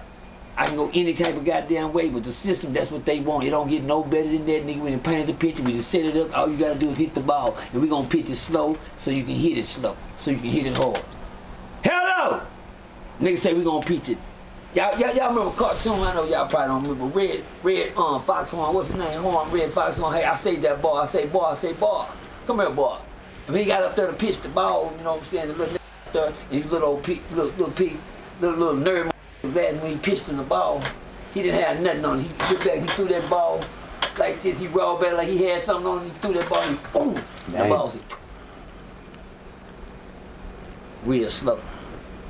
He threw it slow, but Hornhouse swung it about 50 times trying to hit the motherfucker. You understand me? And struck out. Well, that's just how you do. They'll pitch it to you slow, and y'all, when you think you got it, oh yeah, coming, you got it. And they gonna get that when they pitch it slow, because they know you gonna try to knock it out the park. Ding! of a pop fly. So you know what that means. They just waiting for it in the glove. You out. Where your other homeboy? Oh, just threw him a slow ball. Ding! You hit it. Up, didn't make it to first base. Got it. You got one more out there. Your other homeboy. Boom! And it's going towards the gate. Nigga reached over the fence and caught him. There we go. With the glove. You out, nigga. 3 strikes, 3 outs, and it's a wrap, niggas. That's what niggas playing out here these days, man. These niggas know these niggas say, man. Tune, I ain't gonna lie to him. I don't want to talk about them niggas on here. Niggas goddamn, they say, man. Any nigga name come up and telling it, say, man, we really don't even want to talk about y'all niggas. We don't let you niggas talk to each other. Maybe y'all can just tell it on each other. Nah, we OG person. No, me, no. There we go. People I fuck, we just want. Go home. And stay home. I'm trying to stay home. My damn me, I'm sorry for eating on the thing turns. You know what I'm saying? I just had to do that for you for the last time. I wish I had one of them old, juice ass peppermints you be having when you be on Real Tone. You understand me? There we go. And come on. But anyway, let me get back to the business and talk to me, Tone. Well, final question. Turns out you were right. So, the Houston Police Department have issued a warrant for an affiliate of Quavo's. So apparently, not only did DJ Pat allegedly shoot Takeoff, but it has been confirmed from ballistics that a bullet from, allegedly a bullet from Quavo's people, the person who Takeoff came with, right? Because I believe Quavo arrived with Mike Prince. So whoever Takeoff came with, a bullet is in him allegedly from him. That's another one of them lame ass excuses. They trying to throw at us, cause you remember back in the day when they jumped out, somebody said one of the pilots actually hit him in the head because he was trying to shoot at somebody else. Right. Why they say the folks blowing? Niggas blowing at that time. I know I hit these like they vapors. I hit them and I put them out. That's why I don't smoke cigarettes. My bad, don't make me do it. I hit them and put them out like vapors. I hit them and I put them out. Anyway, yeah, man, that's. Them niggas knew what time it was, man. You know what time it was, man. Sad thing about it, man, that was a good young man that died, man, Hell yeah. It really didn't have nothing to do with nothing, man. Hey, that setup play wasn't even for that nigga, man. You know what I'm saying to him, man? I hate to see you somewhere, man. It ain't got nothing to do with nothing that's plotting on you, but you know what? Hey.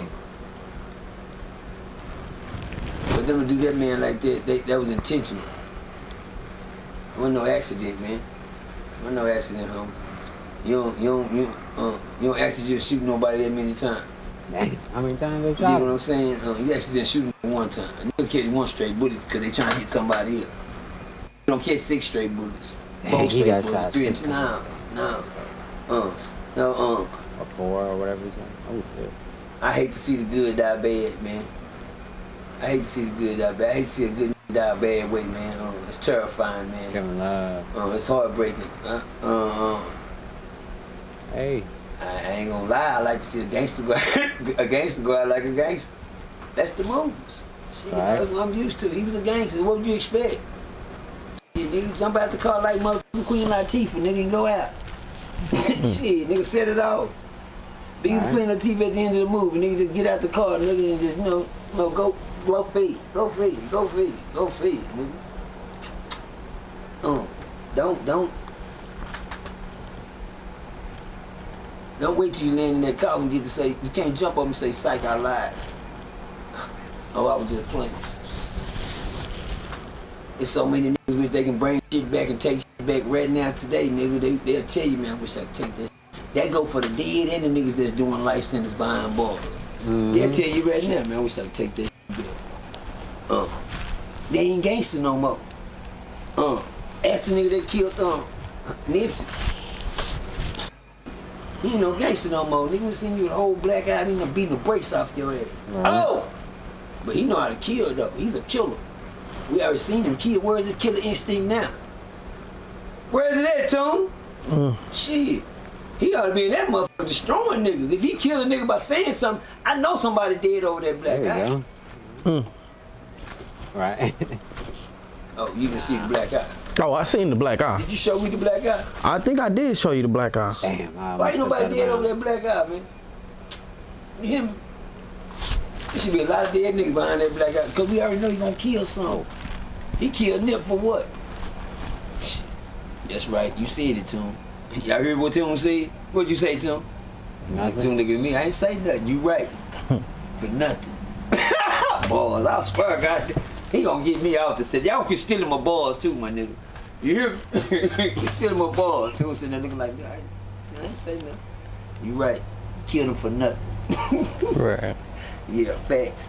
And it's sad, you know, you niggas run up there with the killer instinct, but get in there and you straight up. Then you around some real killers. Niggas will shoot you with their eyes closed. You wake up dead and he swear he a killer. These topics right here, man, becoming, you know, pitiful, man. We need to have an interview next time, Tune, man, when me and you at the game. Cause this me and Tune at the Knicks game or somebody game or the football game, we going to the fucking Super Bowl this year, nigga. We got 2 more months, got a month to get our tickets. Y'all, I'm gonna do a fundraiser. I need Super Bowl money. Me and Tune gonna be. Now y'all might not see us, But we cause we gonna be way up there at the top. That's me. Yeah, that's me. The one, you know, that was waiting. Y'all already heard the story before the Super Bowl got here. We was there. That's a crazy ass boat. that part. Yeah. Hey, real Tone, it's a real money. That's a crazy ass boat.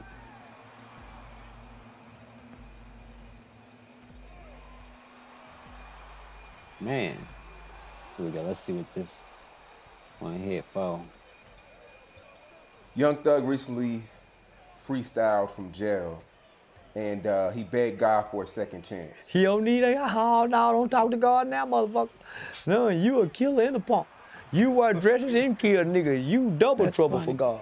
Yeah, you a double dose of trouble for God, nigga. You put on a dress, wear fingernail polish, and you a banging niggas ass up too with them thukas. Boy, God can't do too much with you. You got to go to jail. Oh, nah, man, you double dose of trouble for the good Lord. Nah, man, listen. The boy was sounding like this was his first time rapping. Did you hear it? He was stumbling over the words. He couldn't get it out.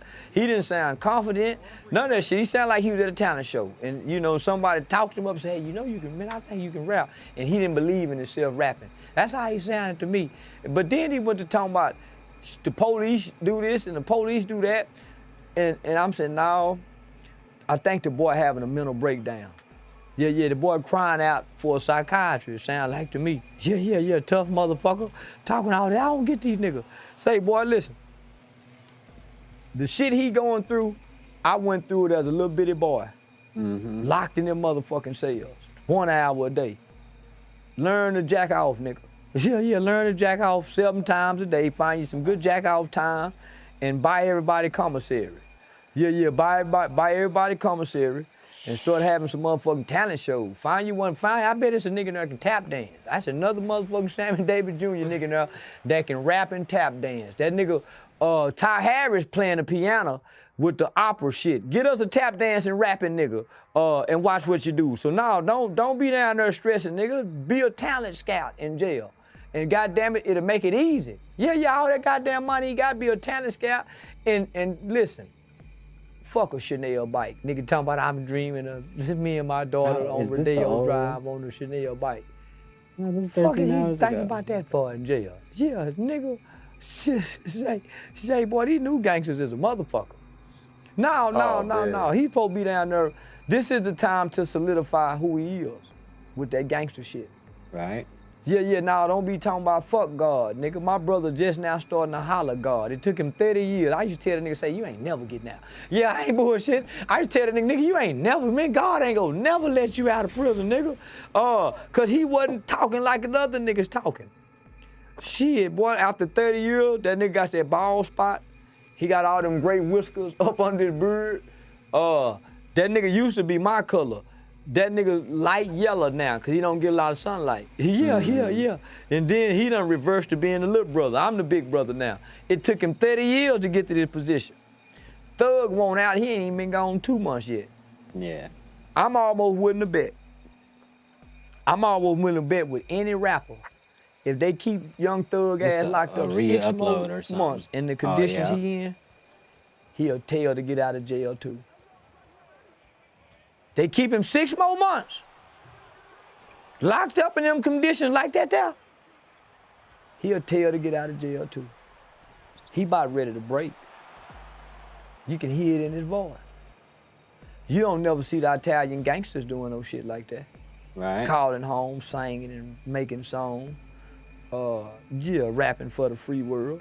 Yeah, nigga ain't getting $9. This multi-millionaire nigga done gave us a free rap.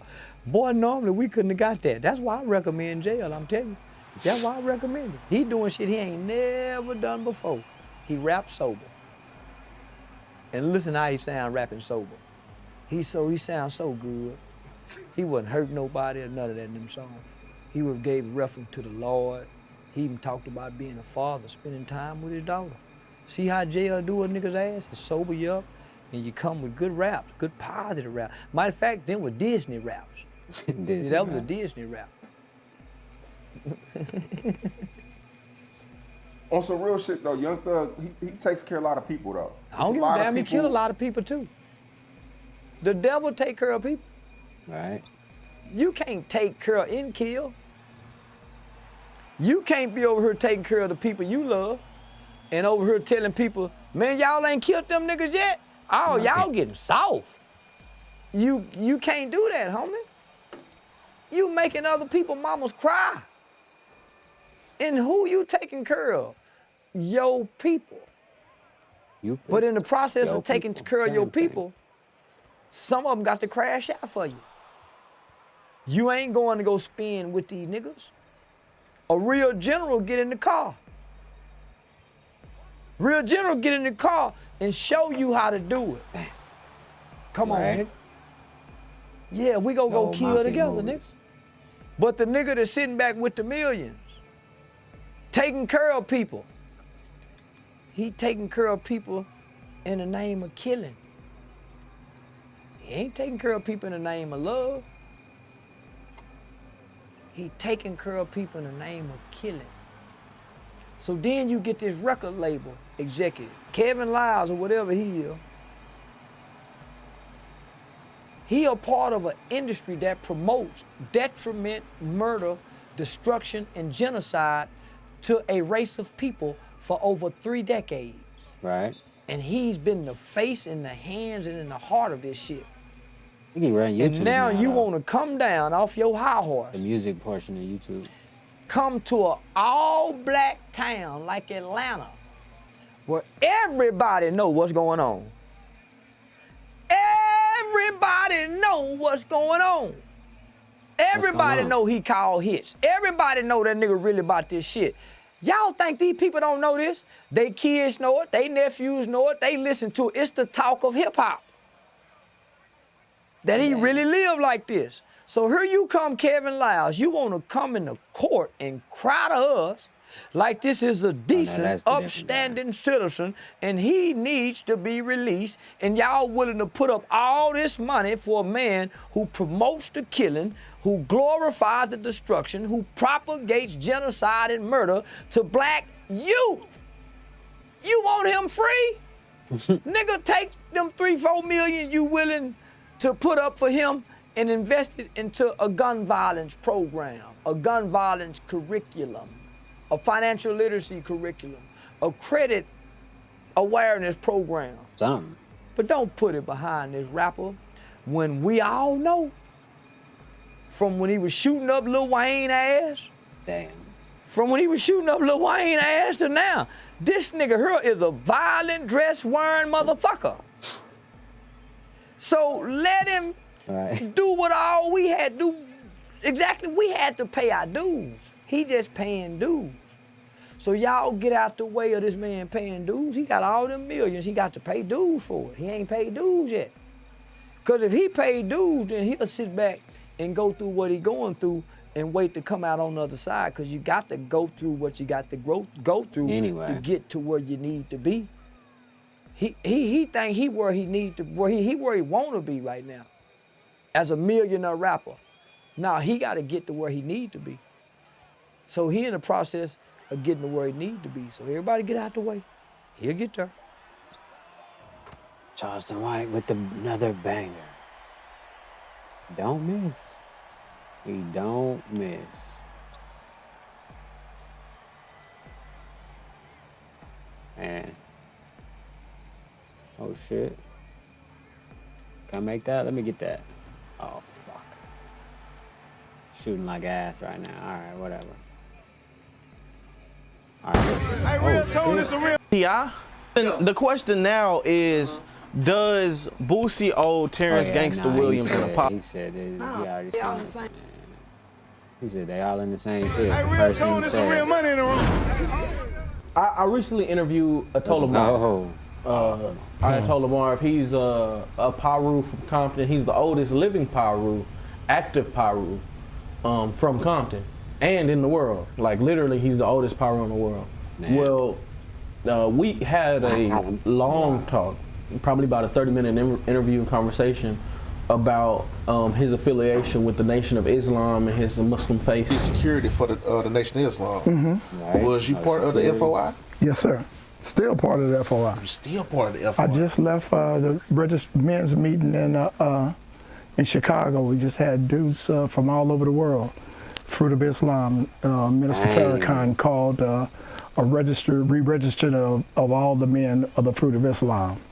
First time it's ever happened since 1968. Last time that all men's meeting was ever called, Honorable Elijah Muhammad called back the men in 1968. Minister Farrakhan just called us all back in this weekend, last weekend.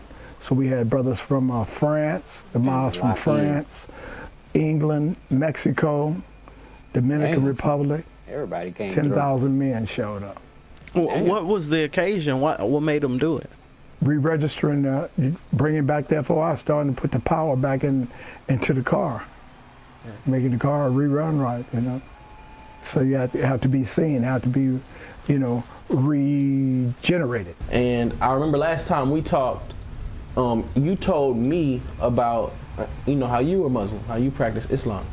And you were Sunni Muslim, right? Correct. He's a nation Muslim, but he's also a Paru, and he's a proud Paru. And I asked him about being, you know, Paru and being a Muslim, and he was like, you know, that's, you know, what I am. That's he's banging the street. You know what I'm saying? Okay. So what you want me to? Well, just how do you feel about that? I don't like it. I don't like it because you can't serve two gods. I understand that you want to hold on to your legacy. You know, I'm the oldest member of Paru, blah blah blah. But as a person of the Nation of Islam, a black man that want to, you know, that go out and want to grab the youth, what you're doing is you're sending a mixed signal. And I'm speaking from experience from being in prison, because you have guys that everybody know that when you claim a gang, Blood, Crip, GD, whatever, They come Identity. first. Your family members, your blood, all them, that's out the way now because you're committed to this game. You know, your loyalty lies with the game. Now you have a situation whereas you have guys in prison that be like, yeah, man, I'm blood or I'm Crip, man, but I'm a Muslim. So now the thing is this, you know, in prison, fights happen all the time. So now when you got Bloods and Muslims meet up on this rec yard with these knives, where your loyalty gonna lie? Right. Who are you gonna ride with? Now let's go to the OG. So in prison, the Muslims get into the scuffles too? What? Man, listen, they be, man, of course, man, it'd been plenty of battles where somebody, a Muslim, they get into it, and the brothers got to go see what's going on. Then the other call might be like, listen, man, he got to go, man. He hit my man, he slapped my man, whatever, and we not going for that. Or let him get a one-on-one. So some people that now we not gonna do no one-on-one, and then it just go off right there. Yeah, man, it's plenty of recorded documents. Listen to the dude, Unique Mecca Audio. He talk about stories all the time. You can go there and see it. Yes, you got to keep in mind, it's like be like 300-400 Muslims on the compound, and then you got DC got a big car. You got Texas have a car. You got Florida have a car. And if something go down, you got to be there to protect your people. So of course, and when you bring that up, you got to look at it like this here. Say for instance, a young Paru, right? Mm-hmm. He have a big homie. Right. Now, his big homie might call a shot. Say for instance, his big homie say, listen, all these grocery stores, we about to start putting down, we about to start all these grocery stores, all these people around in this area here, they about to pay us. They in our neighborhood, they're making this money, so they gonna start kicking back. Right? All these drug dealers around here who get money or in certain areas, they about to start kicking in. They about to start paying us. We about to protect this area. The big homie then called his shot. Now, you got the Nation of Islam. Black man might say, you know what? We be in this area, our mosque over here, so we gonna patrol and protect the area. All the business on everybody. Don't let nobody get it. You can't extort nobody. You can't do none of this here. We gonna make sure we protect our neighborhoods, our people. So now what happens is, I'm a Paru, but I'm in the Nation of Islam. Now you got my big homie that called one shot, and you got the minister that's saying this. Who are you gonna go with? Who are you gonna listen to? Because in the Nation of Islam, they got the minister Farrakhan. He send word down to the minister, to the FOI, the fruits, of the NRI, you know, down to the masjids, and that's what it is. So now you got a conflict of interest. Now, I don't know if the OG, I know he, like you say, he the oldest, but and you know he rep it, so he, that's what I said. That's a problem, because you got them young boys gonna look at it like, well, man, I could be a gang member and be in the Nation of Islam.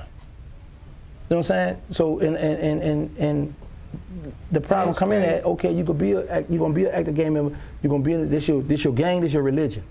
Let's see what Vlad. In that religion, they're struck. I know Vlad. Very Fed-like. DJ Vlad said something today which is very, very, very true. And, you know, obviously it's going to be a lot of selective politics. Oh, they put out another clip on me today? Yeah. It's going to be a lot of selective politics because we do like Gunna. But Vlad made some tweets, and I just want to read it real quick because this is how I'm looking at it. I don't give a fuck if about the snitch label, but let me see. He said this. Give me a second real quick. He says, here's my take on the Gunna thing, right? And by the way, I agree with Vlad on this. He said, here's my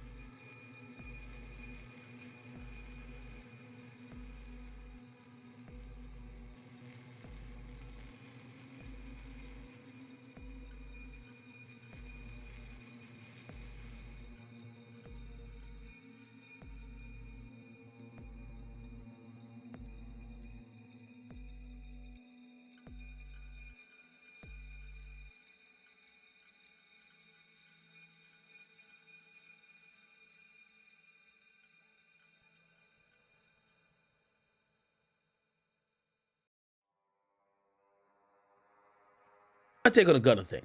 He said in exchange for him getting out, and by the way, the notion that Gunna just got out because they had nothing on him, this is why I was arguing even with the lawyer for workers dude. Not arguing, but kind of, and I know I'm not an attorney. I'm not saying I'm an attorney, which by the way, he's not a criminal attorney either. But I'm just giving my take. The reason why I said they're not giving Gunna a plea just because they're like, oh, we had nothing on him. You could have at least kept the nigga in jail. And again, it's not that I want it. I'm just saying what the prosecutor's up.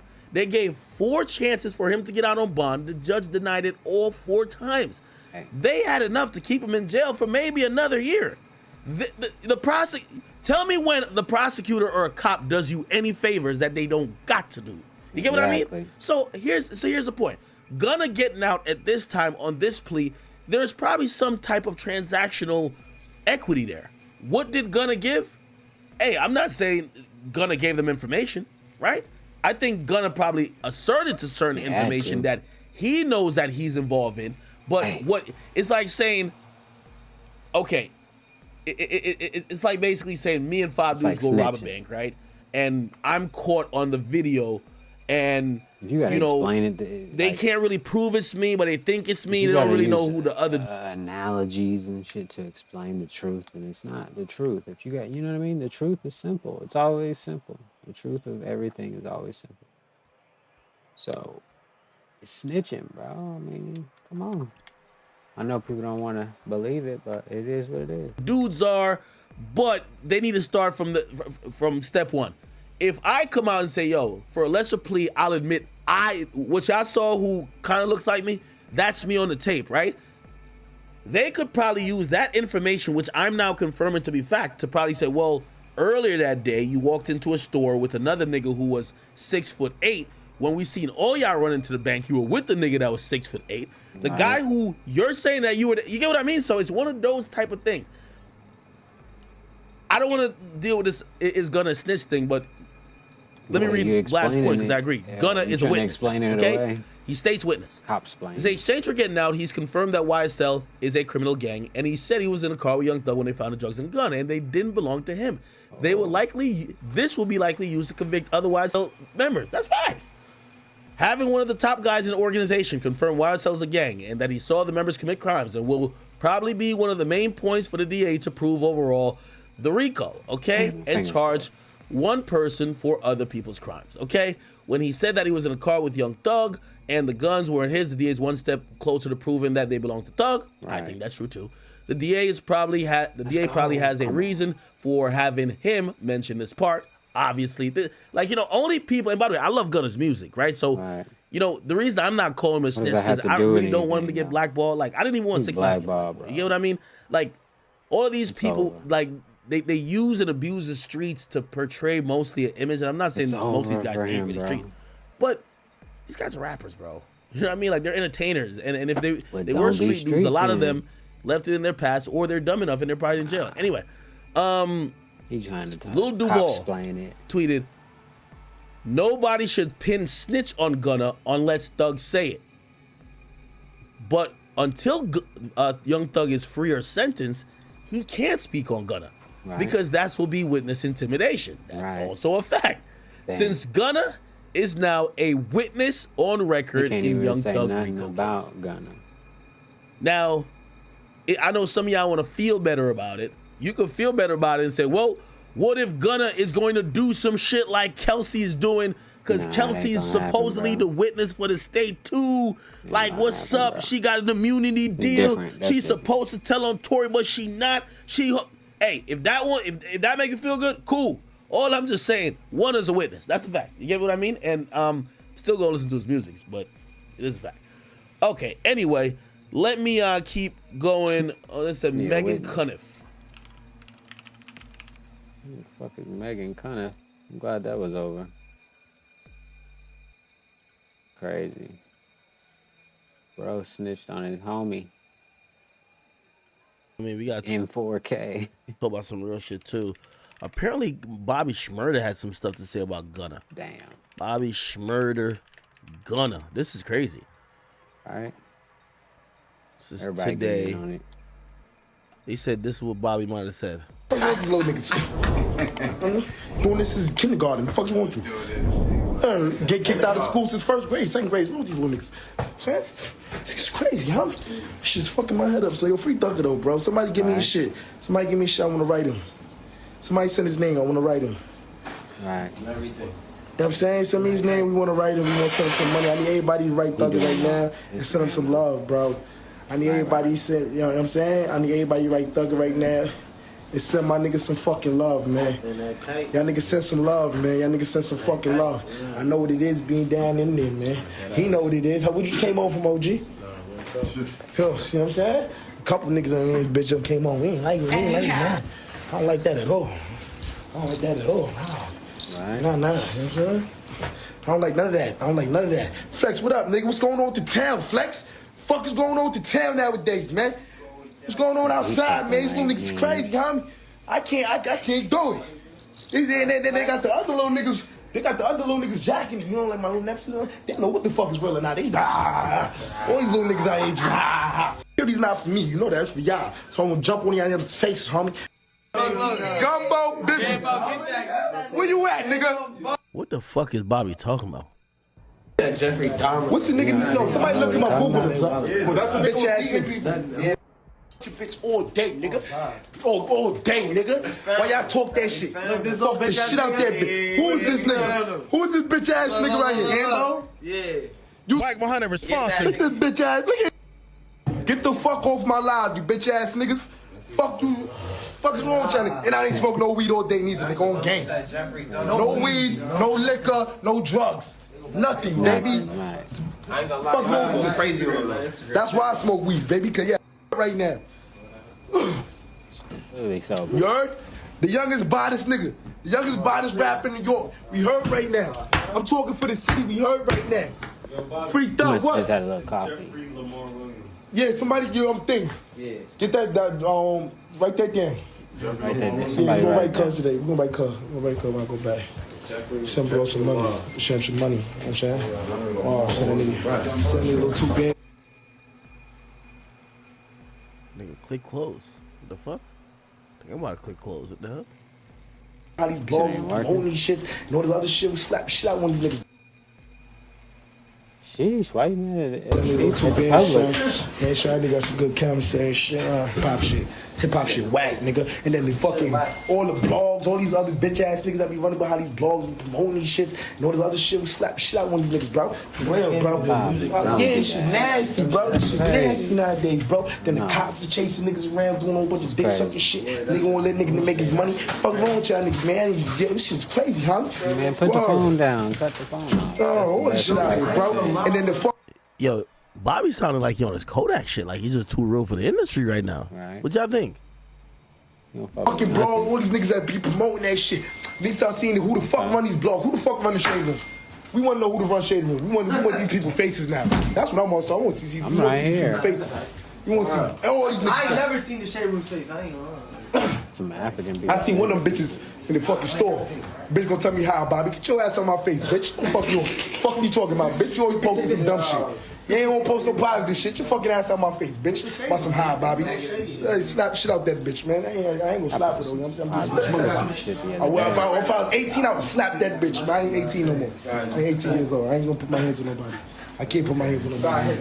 These niggas out here like, yo, I'll put my hands on nobody. Start the fourth game of the championship. My mama, I told you, black guys. I told you, stupid ass Bobby. You don't fucking listen to person. You don't fucking listen. Nah, fuck all that, bro. We gotta get to this. Tell me when anybody tweeted though, but chat, this shit was tragic. Listen to this. Whoa. Making me feel like y'all tough. Niggas is telling. I told you niggas that niggas was gonna tell the truth. They said the truth will set you free. Well, boy, wasn't that the motherfucking statement of the century? Yeah, they said the truth will set you free, ain't it? The truth will set you free, huh? Got him. I told you niggas that rats and snakes hang together. Didn't I tell y'all that? Didn't I tell y'all this? Yeah, bleed. We got 4,000 people up in here that want to know. My live ain't usually got 4,000 people. The pastor must give us a sermon about these snakes slithering and squirming. A bitch did my hair though, you know what I'm saying? I ain't got to get it on my hair. A bitch did it. All these good people. This man went in the courtroom and all these good people that said, yeah, we a gang. What? I'm telling y'all right now, TSF ain't no gang. Y'all never hear me say gang, gang. We ain't gang, gang, nothing. This is the family, and this is a factory of business. You know what I'm saying? Yeah, them niggas over there is pushing paperwork. You know what I'm saying? These people is pushing pleas to stop from pushing prison. You know what I'm saying? Nah, stop it. Nah, stop it. Nah, stop it. Nah, stop it. Never say you. Hey, man. These people is up in there. That nigga pushing forensics. Pushing. Hey man, I told y'all. Need y'all to have that same energy y'all had for 6ix9ine, and y'all some hoe ass fans, and y'all some probably snitching too. Y'all probably tell on your mama, your best friend, your cousin, and your sister too. You know what I'm saying? You niggas, all of y'all been mad at 6ix9ine. All you motherfuckers that said all this shit about 6ix9ine and all them other niggas that told y'all better do the same thing, or you black motherfuckers is fake. I'm mad and sad that I support. Well, let me ask you this question. Does anybody expect the same energy to be kept for Gunna as 6ix9ine? Let's keep it real. Gunna is liked. Remember I always say, this is my motto, it's better to be liked than to be right. And get the fucking break. Gunna is liked. 6ix9ine was not liked. Gunna, I believe, could beat these allegations. And people gonna be like, well, it ain't really like that. Nah, bro, it's not, bro. We like Gunna. You can't be rapping about Like that street shit song. no more. That's Make all. you know me, I'm the bank. He probably That's my can song. still make music. But he can't talk about street shit. That's the only problem. If he want to still do Again, that. do you expect the same energy to be kept? I don't. But I'm realistic. So I knew I'm like, damn, 6ix9ine, they're going to kill you. But Gunna, I really think that, listen, unless Young Thug goes on a campaign, and keep in mind, Young Thug is famous, Shotty was not. Right? Put it like this. Right. If Young Thug wasn't famous, Gunna beats these allegations. You know why? Because nobody would have gave a fuck about nobody else on the case. Mm-hmm. With 6ix9ine, niggas don't really care about them guys. Niggas just hate 6ix9ine. Let's be honest. Like, other than Shotty being on the intro, Billy, like, bruh, there's no artists, there's no people that you know or care about that was in 6ix9ine's camp. The only reason why we slightly even give a fuck about this is because we're thinking Gunna is hurting Young Thug. But if it wasn't a Young Thug, we'd be like, welcome home. So glad you're home. We wouldn't even consider any type of snitching or telling. Let's be honest. This dude is cop-splaining every time. Or we call him Mr. And teach y'all, I try to give y'all knowledge, and I try to give y'all guidance so y'all to be in the same situations as these young men, and all of us have been through. I've been through these situations multiple times in life. I've been through multiple interrogations. I've been through multiple situations, and it's always going on. It never stops. We always going through something, and I would never tell a foe or my brother in no way, shape, or form, fuck it, go give me my 30 years, give me my 25. My daughters will see me off of FaceTime off one of these good phones up in here. Get this goddamn mail or however it's gonna go, come see me in visitation, because I chose for my own self to be a part of this situation. You see what I'm saying? And that's real. But your slime snitched and told a whole story. He's a narrator. Then it's 2023, we don't even need paperwork. They got this shit high definition iPhone. They got this shit in HD. They called that boy HD. So, Mr. Sergio, is this a gang in the criminal organization? Yes, we are a criminal organization and we do crime. Yes. All right. Nigga, this ain't no motherfucking job interview. Somebody fighting for their life. I feel sorry for Jeffrey. I feel sorry for this man. Hey, nigga, boy. You hoe ass nigga, boy. What they call it, what they discovered, this ain't even no fed case, bro. Let's just talk about the real. Bro, this ain't even no federal charge, bro. Really, though. Like, on some real nigga shit, bro, you was gonna get about 2 years, bro. For real, 1 year, bro. You fought all the way in, the most they could have gave you is the same 5 years that you got after 10, and you would have got them same 5 years, bro. That's it. I mean, that's like an acceptable point. We don't think that Gunna was going to get significant time. It's crazy. I think they probably sweeten the pot by saying, well, if We'll let you you out do today. whatever we need you to do now, we'll just give you time served. You'll get out immediately, and the rest will be, commuted. That's really what it was. That's why he said whatever. He said one of them. We kind of got to wait for YSL. I'm going to be honest, though. Even if YSL say they're cool. Oh, no, nah, that's gang. We knew this. Yeah, I'm wondering how other rappers, because certain rappers act a little bit too thugged out. Again, I don't care. I will still listen to his music. I will state this on the record. I don't care. But there's certain rappers who act like they're so thug. You know when I do off the record and I always ask people, you ain't consider telling? And people be thinking, oh, the act, that's just you being you. Bro, people act like telling is like the majority of niggas tell. They be acting like it's a minority. The majority tell. Yeah. That's why you gotta stay on your own shit. Anyway. Man, wanted to get out and touch that pussy. If I say this right now, just go home. I can go home right now if I say this right now. Look here. That man got jail so fast, he boy got tired of that shit. That boy got tired of that shit, boy. That nigga was going so. Right. I ain't popped the Percocet in 40 days. Right. That boy say, I miss Balenciaga. I'm tired of this. Sauce water crazy. They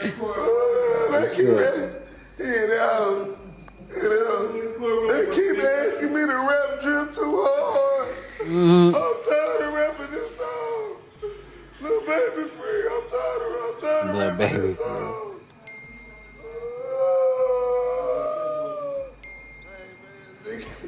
That's it.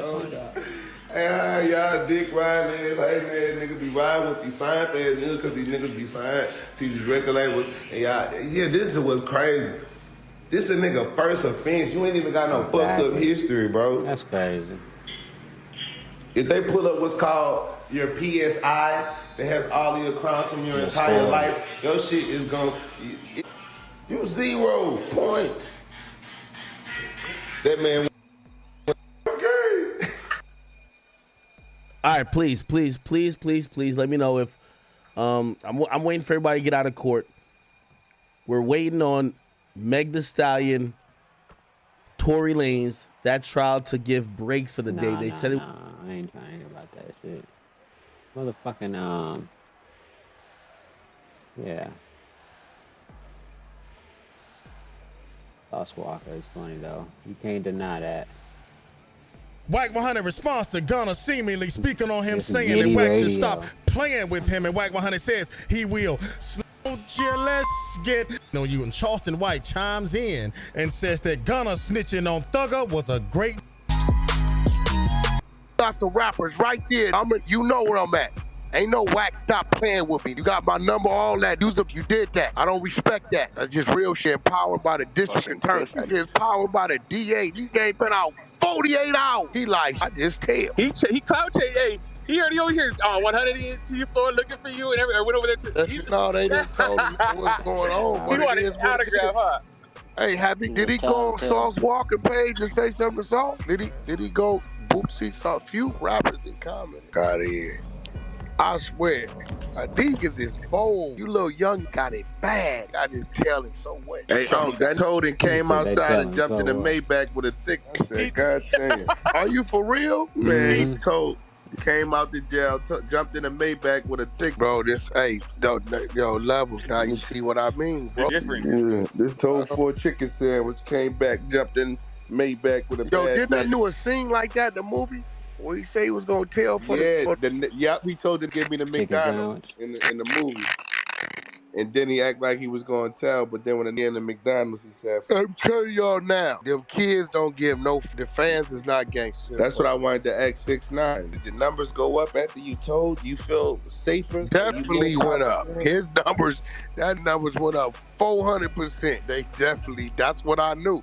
But I was telling people, I said, yo, when he was locked up, or I even talked to the, I was like, he gonna be a bigger artist when he get out than he was before he went. Thought I was tripping. 6ix9ine, the top 3 streaming artists in New York, and ain't dropped an album, God knows when. No, they just gave him a bag to go to Dubai. Bro, he done been to Yo, Dubai. Bro, listen, he done been to Dubai 3 times in 6 months. He just left Russia. He get $500,000 a show. He did Russia and Dubai on that run. He hit them both. If he go and double it back, you know that small is I think he the most famous rat in the world.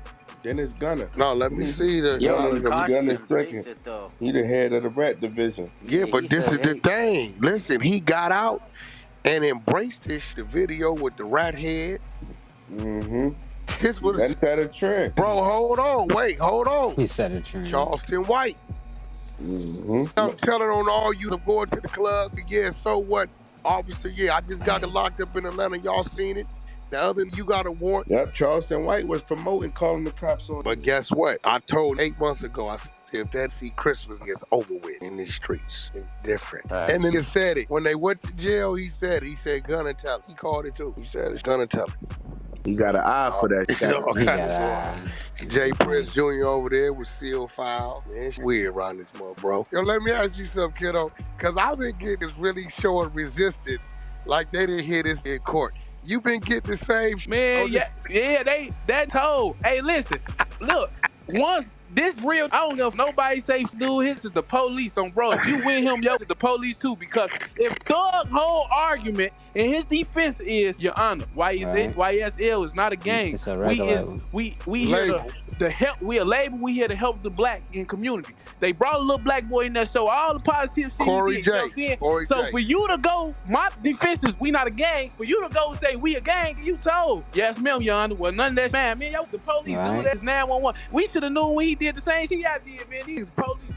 Get the out the streets, ain't in the streets. Go to school, make some music, get some money. These hoes ain't in the streets, gang. You going to jail, they gonna tell on you, and it's gonna be the that you never thought or tell on you. You gonna be in that mother heartbroken. Hey man, it looks like the overall consensus that's going on in the streets is that Gunna is a rat. Nobody is buying this Alfred plea, like he didn't plead guilty, he didn't have to give a statement, or it's really not ratting. If you take an Alfred plea, you're just claiming your innocence without going to trial, but at the same time claiming you're guilty. And let me ask you guys this: will Gunna or can Gunna have another illustrious career? Will he on me by you snitch? If he get locked up, he got your tongue. I hope they give him at least 10 years. I want to see, do he really like one? Personal knowledge that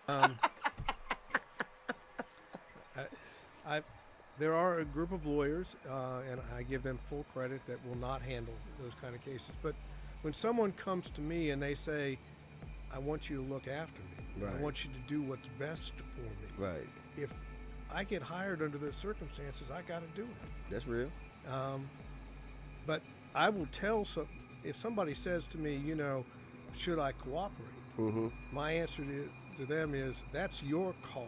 I will never tell you to go in that direction. Right. But if you choose to go in that direction, then I'll do what I need to do to get you in your best possible result. I prefer not to. Right. And I think I'm known as not doing it, because I'd rather be in a courtroom trying cases, but I'd be lying if I said I didn't. I mean, I say that because your natural just instinct, how you are as a person, as a human, it's like the snitch network now, I guess. Which means I don't want to be working on the side of my adversary. Yeah. I want to be in a courtroom taking on my adversary, making him or her do their job. Yeah. Because when they do their job, if they do it the right way and they win, well, that's just the way things go. Yeah. But I don't want to be part of their production in getting somebody else unless I have no other choice. That makes all the sense in the world. Which is why I don't when someone decides to cooperate, I don't participate in the cooperation. I'm not part of the plan. I'm not part of the sitting down and discussing the facts and what should be done. Right. Once they've made that call and I've cut the deal, game is on their shoulders, not me. What are like the intricacies of cooperation? Like, how do you arrive to such a conclusion? If I don't think I can win. If I don't think that my client's got a chance of winning in a courtroom and the risk of going forward in a trial far, far exceeds the Yeah. chances of me being successful, Right. I won't tell them to take the risk. I'll give you a best idea. Let's assume you get caught with a kilo of cocaine. All right. Okay? Just one? Just one. And it's in your vehicle. All right. And they've also got a wiretap. And they've got you talking about having just picked it up. Oh, shit. Right?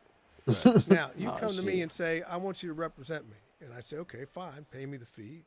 Fee's paid. Okay. Then they say, all right, tell me, what are the chances of me walking away from this? And I look at them and I say, slim to none. So Right. if they say, well, you know, what are my options? Your options are, we can fight as long as we can. Right. Or Spend money. you can decide that you'd like to try to cooperate. Yeah. Well, what does cooperation mean? Cooperation, if it's with the feds, means you're selling your soul to the feds. You now become, essentially, I hate to say it this way, become a slave to the feds. Yeah. And you're going to do what they tell you to do. And if you're not willing to do it and do it all the way, don't do it. Stay out of it, because it ain't going to work out. The system is set up, particularly the federal system, with mandatory minimum sentences. Right. That you can't get under these mandatory minimum sentences Right. without some form of cooperation.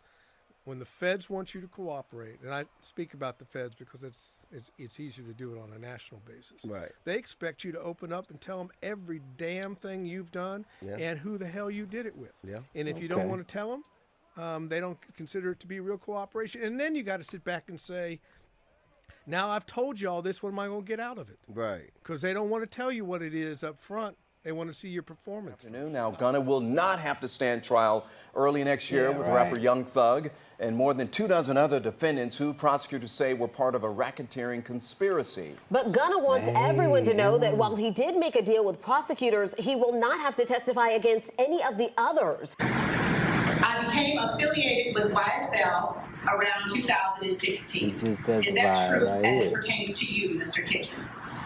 Yes, ma'am. YSL is a music label and a gang, and you have personal knowledge that members or associates of YSL have committed crimes in furtherance of the gang. Yes, ma'am. You were present when law enforcement officers stopped a vehicle in which you were present along with Jeffrey Williams, wherein hydrocodone, methamphetamines, and a firearm were recovered. These items did not belong to you. Yes, ma'am. And do you acknowledge the following statement? I recognize, accept, and deeply regret that my talent and music indirectly furthered YSL the gang to the detriment of my community. YSL as a gang must end. Is that your statement or acknowledgement? Yes. He's trying to save his cred and his world. Gunna says that as part of his deal with prosecutors, he will now, as he put it, try to educate young people that gangs and violence only lead to destruction. Yeah. You know what it is, man. Look like your boy Gunna handle what come with. Yeah, he definitely was out of there. He's like, man, fuck this shit. I want to go home. This Gunna right now. This Gunna right now. Free! Home free! Home free! Let go! Let go! That bit my tape, boy. Big, boy. Well, I see you, boy. No, this Ray. That little Ray. Man, this ain't That Ray. little Ray. Hey, Ray. What the fuck, man? That little Ray. Hey. That little Ray. Yo, if y'all ask me, I kid y'all not, they probably offered Gunna this like in the first 3 weeks. Gunna was like, yo, bro, let me stay at least 6 months, nigga. That niggas don't look at me too crazy. Like, yo, let me just hang out for 6 months. That niggas don't look at me too crazy, bro. Like, yo, you know what I mean? Like, nobody's ever taken a guilty plea, but allegedly he's not a guilty plea and not done more than a year in jail. Right. And then they say, yo, finesse it in a way where I could tell niggas I took 5 years. Remember I told you, 5 years for Gunna. Did I say that? But the mere fact the judge said 4 of those years are suspended. That's crazy. Nigga, what? Informal probation. What's Gunna's record? I gotta see. Does Gunna have any felony convictions? He must be a choir boy. No, I'm not choir boy like he not a street nigga, because that's what you say, he a street nigga. But like he must not have any he must not be a felon. Nigga, they gave him 6 months and 4 years suspended. You got to be good because he don't want to go back there for 4 years. I don't know. That's kind of wild, man. Again, I'm happy that he got out because he clearly ain't had too much to do with nothing. But I'm wondering how this plea affects the rest of the case. And again, unfortunately, with these high-profile cases, we're seeing situations where the prosecution is playing a PR game. Fonnie Willis, we know her name. We know the DA's name. If Fonnie Williams don't put some hard years behind Thug and the rest of them, she's going to look like a fraud because she acted like she got the most violent criminals off of the streets, but then you gave them all a few months. She's going to look like a fraud. So I'm wondering, what is this angling here? Because why even give this plea right now? By the way, the trial is not scheduled. The trial is not scheduled till March. No, not March. Let's go. It's not March. They're saying it's going. The trial would have started mid next year. Some people are saying it's a possibility because 8 of the people who are charged with this conspiracy charge or this racketeering charge, they don't even have lawyers yet. Oh shit. There's 300 witnesses allegedly. People still don't got lawyers. A lot of shit that got to get moved around. A lot of people whose motions haven't been even responded to yet. A lot of people believe, well, they might get to this case, or the conclusion of this case would definitely be 2024. We ain't get out of 2022, nigga, and Gunna's out. And he's not out on bail, right? They refused to give him bail. They were saying he's so bad. They denied him bail 4 times. He's such a threat to everybody and whatever. He's such a threat to everybody. They wouldn't give him bail 4 times. But 3 weeks later, they say, oh, we're letting him out. Case closed. Nigga, what? Again, this has to be some type of strategy. I don't know. Again, I keep telling y'all, man. That boy Sador right here, he a bad boy, man. He got T.I. off of silences. He got motherfucking Gunna off of a RICO. And T.I. did a year and a day. Gunna is going to be known to do like 6-7 months. This is crazy.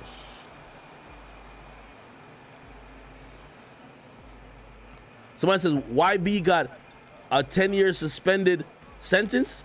Well, here's the thing, though. When YB caught that charge, he was under 21. Yeah. And usually when they're sentencing people for that's under 21, they'll give them a chance like that. Mm-hmm. They ain't already. It was a drive-by. They gave him. They look. NBA YoungBoy suspended sentence in 2017. That was 5 years ago. That's when he pled guilty. The case he caught when he was like 16, I believe. Yeah, he was on probation for. Yeah. So he was, let me see, how old is he now? How old is NBA YoungBoy? NBA YoungBoy is 23. This probably happened in 2016. He got the thing in 2017, but that case arose from something that happened in 2016 or 2015. If you look at the time, 23 minus Draymond. 6, 17, right? Just do the math. Again, he was a juvenile at that point. So, Yeah, you know, throw his life away. they're not just trying to say, hey, here's 10 years of your life. Even though, you know, by the way, he was accused of doing some real shit. You know what I mean? He's accused of being in a fucking drive-by, which is But it's still a kid. stealing from a candy store or slide a whatever. little But bit in your first offense. they gave him a chance. Obviously, mad people vouched for him, this, that, and third. Exactly. And that's how he got that. So I'm not saying a suspended sentence is a Still sucks. I'm not saying a suspended sentence is means you're telling her nothing like that. I didn't say that. A lot of people have gotten suspended sentences. Mm-hmm. I'm just saying, look Pretty at the much time everybody with to go which in. this plea has been reached. Unless we're about to see a bunch of dominoes fold, the timing of this is just a little bit odd to me. I don't know. I'm going to look more into it. Hopefully I can talk to an attorney who probably is familiar with Fulton County courts, and they could probably, explain why this is going down. Still, regardless, I love Gunna's music. What's the problem, right? I don't really give 2 fucks about a snitch and shit. Y'all be arguing about snitch. Y'all be calling T.I. a snitch. That's my nigga. I like T.I. I don't care. Bro, first of all, your me and 6ix9ine is cool, bro. I don't give a fuck. Yo, I'm not no street nigga like that, bro. Like, I'll talk about the technicalities of it, which y'all might call snitching, but I don't give a fuck if he did snitch or not. That's for y'all street niggas, and y'all made up like theories. These are millionaires who want to be home with their kids and want to keep getting money and rocking their ice and not rocking a fucking, metal bracelet, just sitting in a cell by themselves. No, you know what I mean? Like, gonna want to go back to the streets to do some whippets, you know what I mean? Sip some lean, and you ain't gonna get to do it too comfortably without tasting fecal matter because the nigga smuggled it through his ass in jail. My nigga he trying to get back to the free world, brother. That's what it is. So, if y'all want to call Gunna or anybody else a snitch, that's y'all, but I don't give 2 fucks. You get me? Let my man Gunna out of jail, he could do some whippets, man. That's crazy. Anyway, this guy right here, a fucking star. You know how Fat Joe say today's price is not yesterday's price? His price was already high because of T.I. By the way, let me see if I can find a clip where he talks about how he gets T.I. out of that case. Let me tell you. Let me see. By the way, I ain't gonna lie to you. This is a bad, well, to save y'all some time, the attorney does not really suggest anyone to cooperate. And I think he makes it clear. He's going to make it clear soon. He's going to say he's not going to ever suggest cooperation. And if somebody ever chooses to cooperate, yeah, he'll do his lawyer's job of doing what he got to do, but he not about to wild out for you type shit. Because he's here to win cases. And he's talking about going to trial and beating the system. You know what I mean? Not cooperating with them. However, when you jail. Damn, Gunna got a real one, man. My boy Gunna is out of jail as we speak. Chat, did Gunna get out before Chloe Bailey left him? All right, y'all. I'll holler at y'all next time. Peace.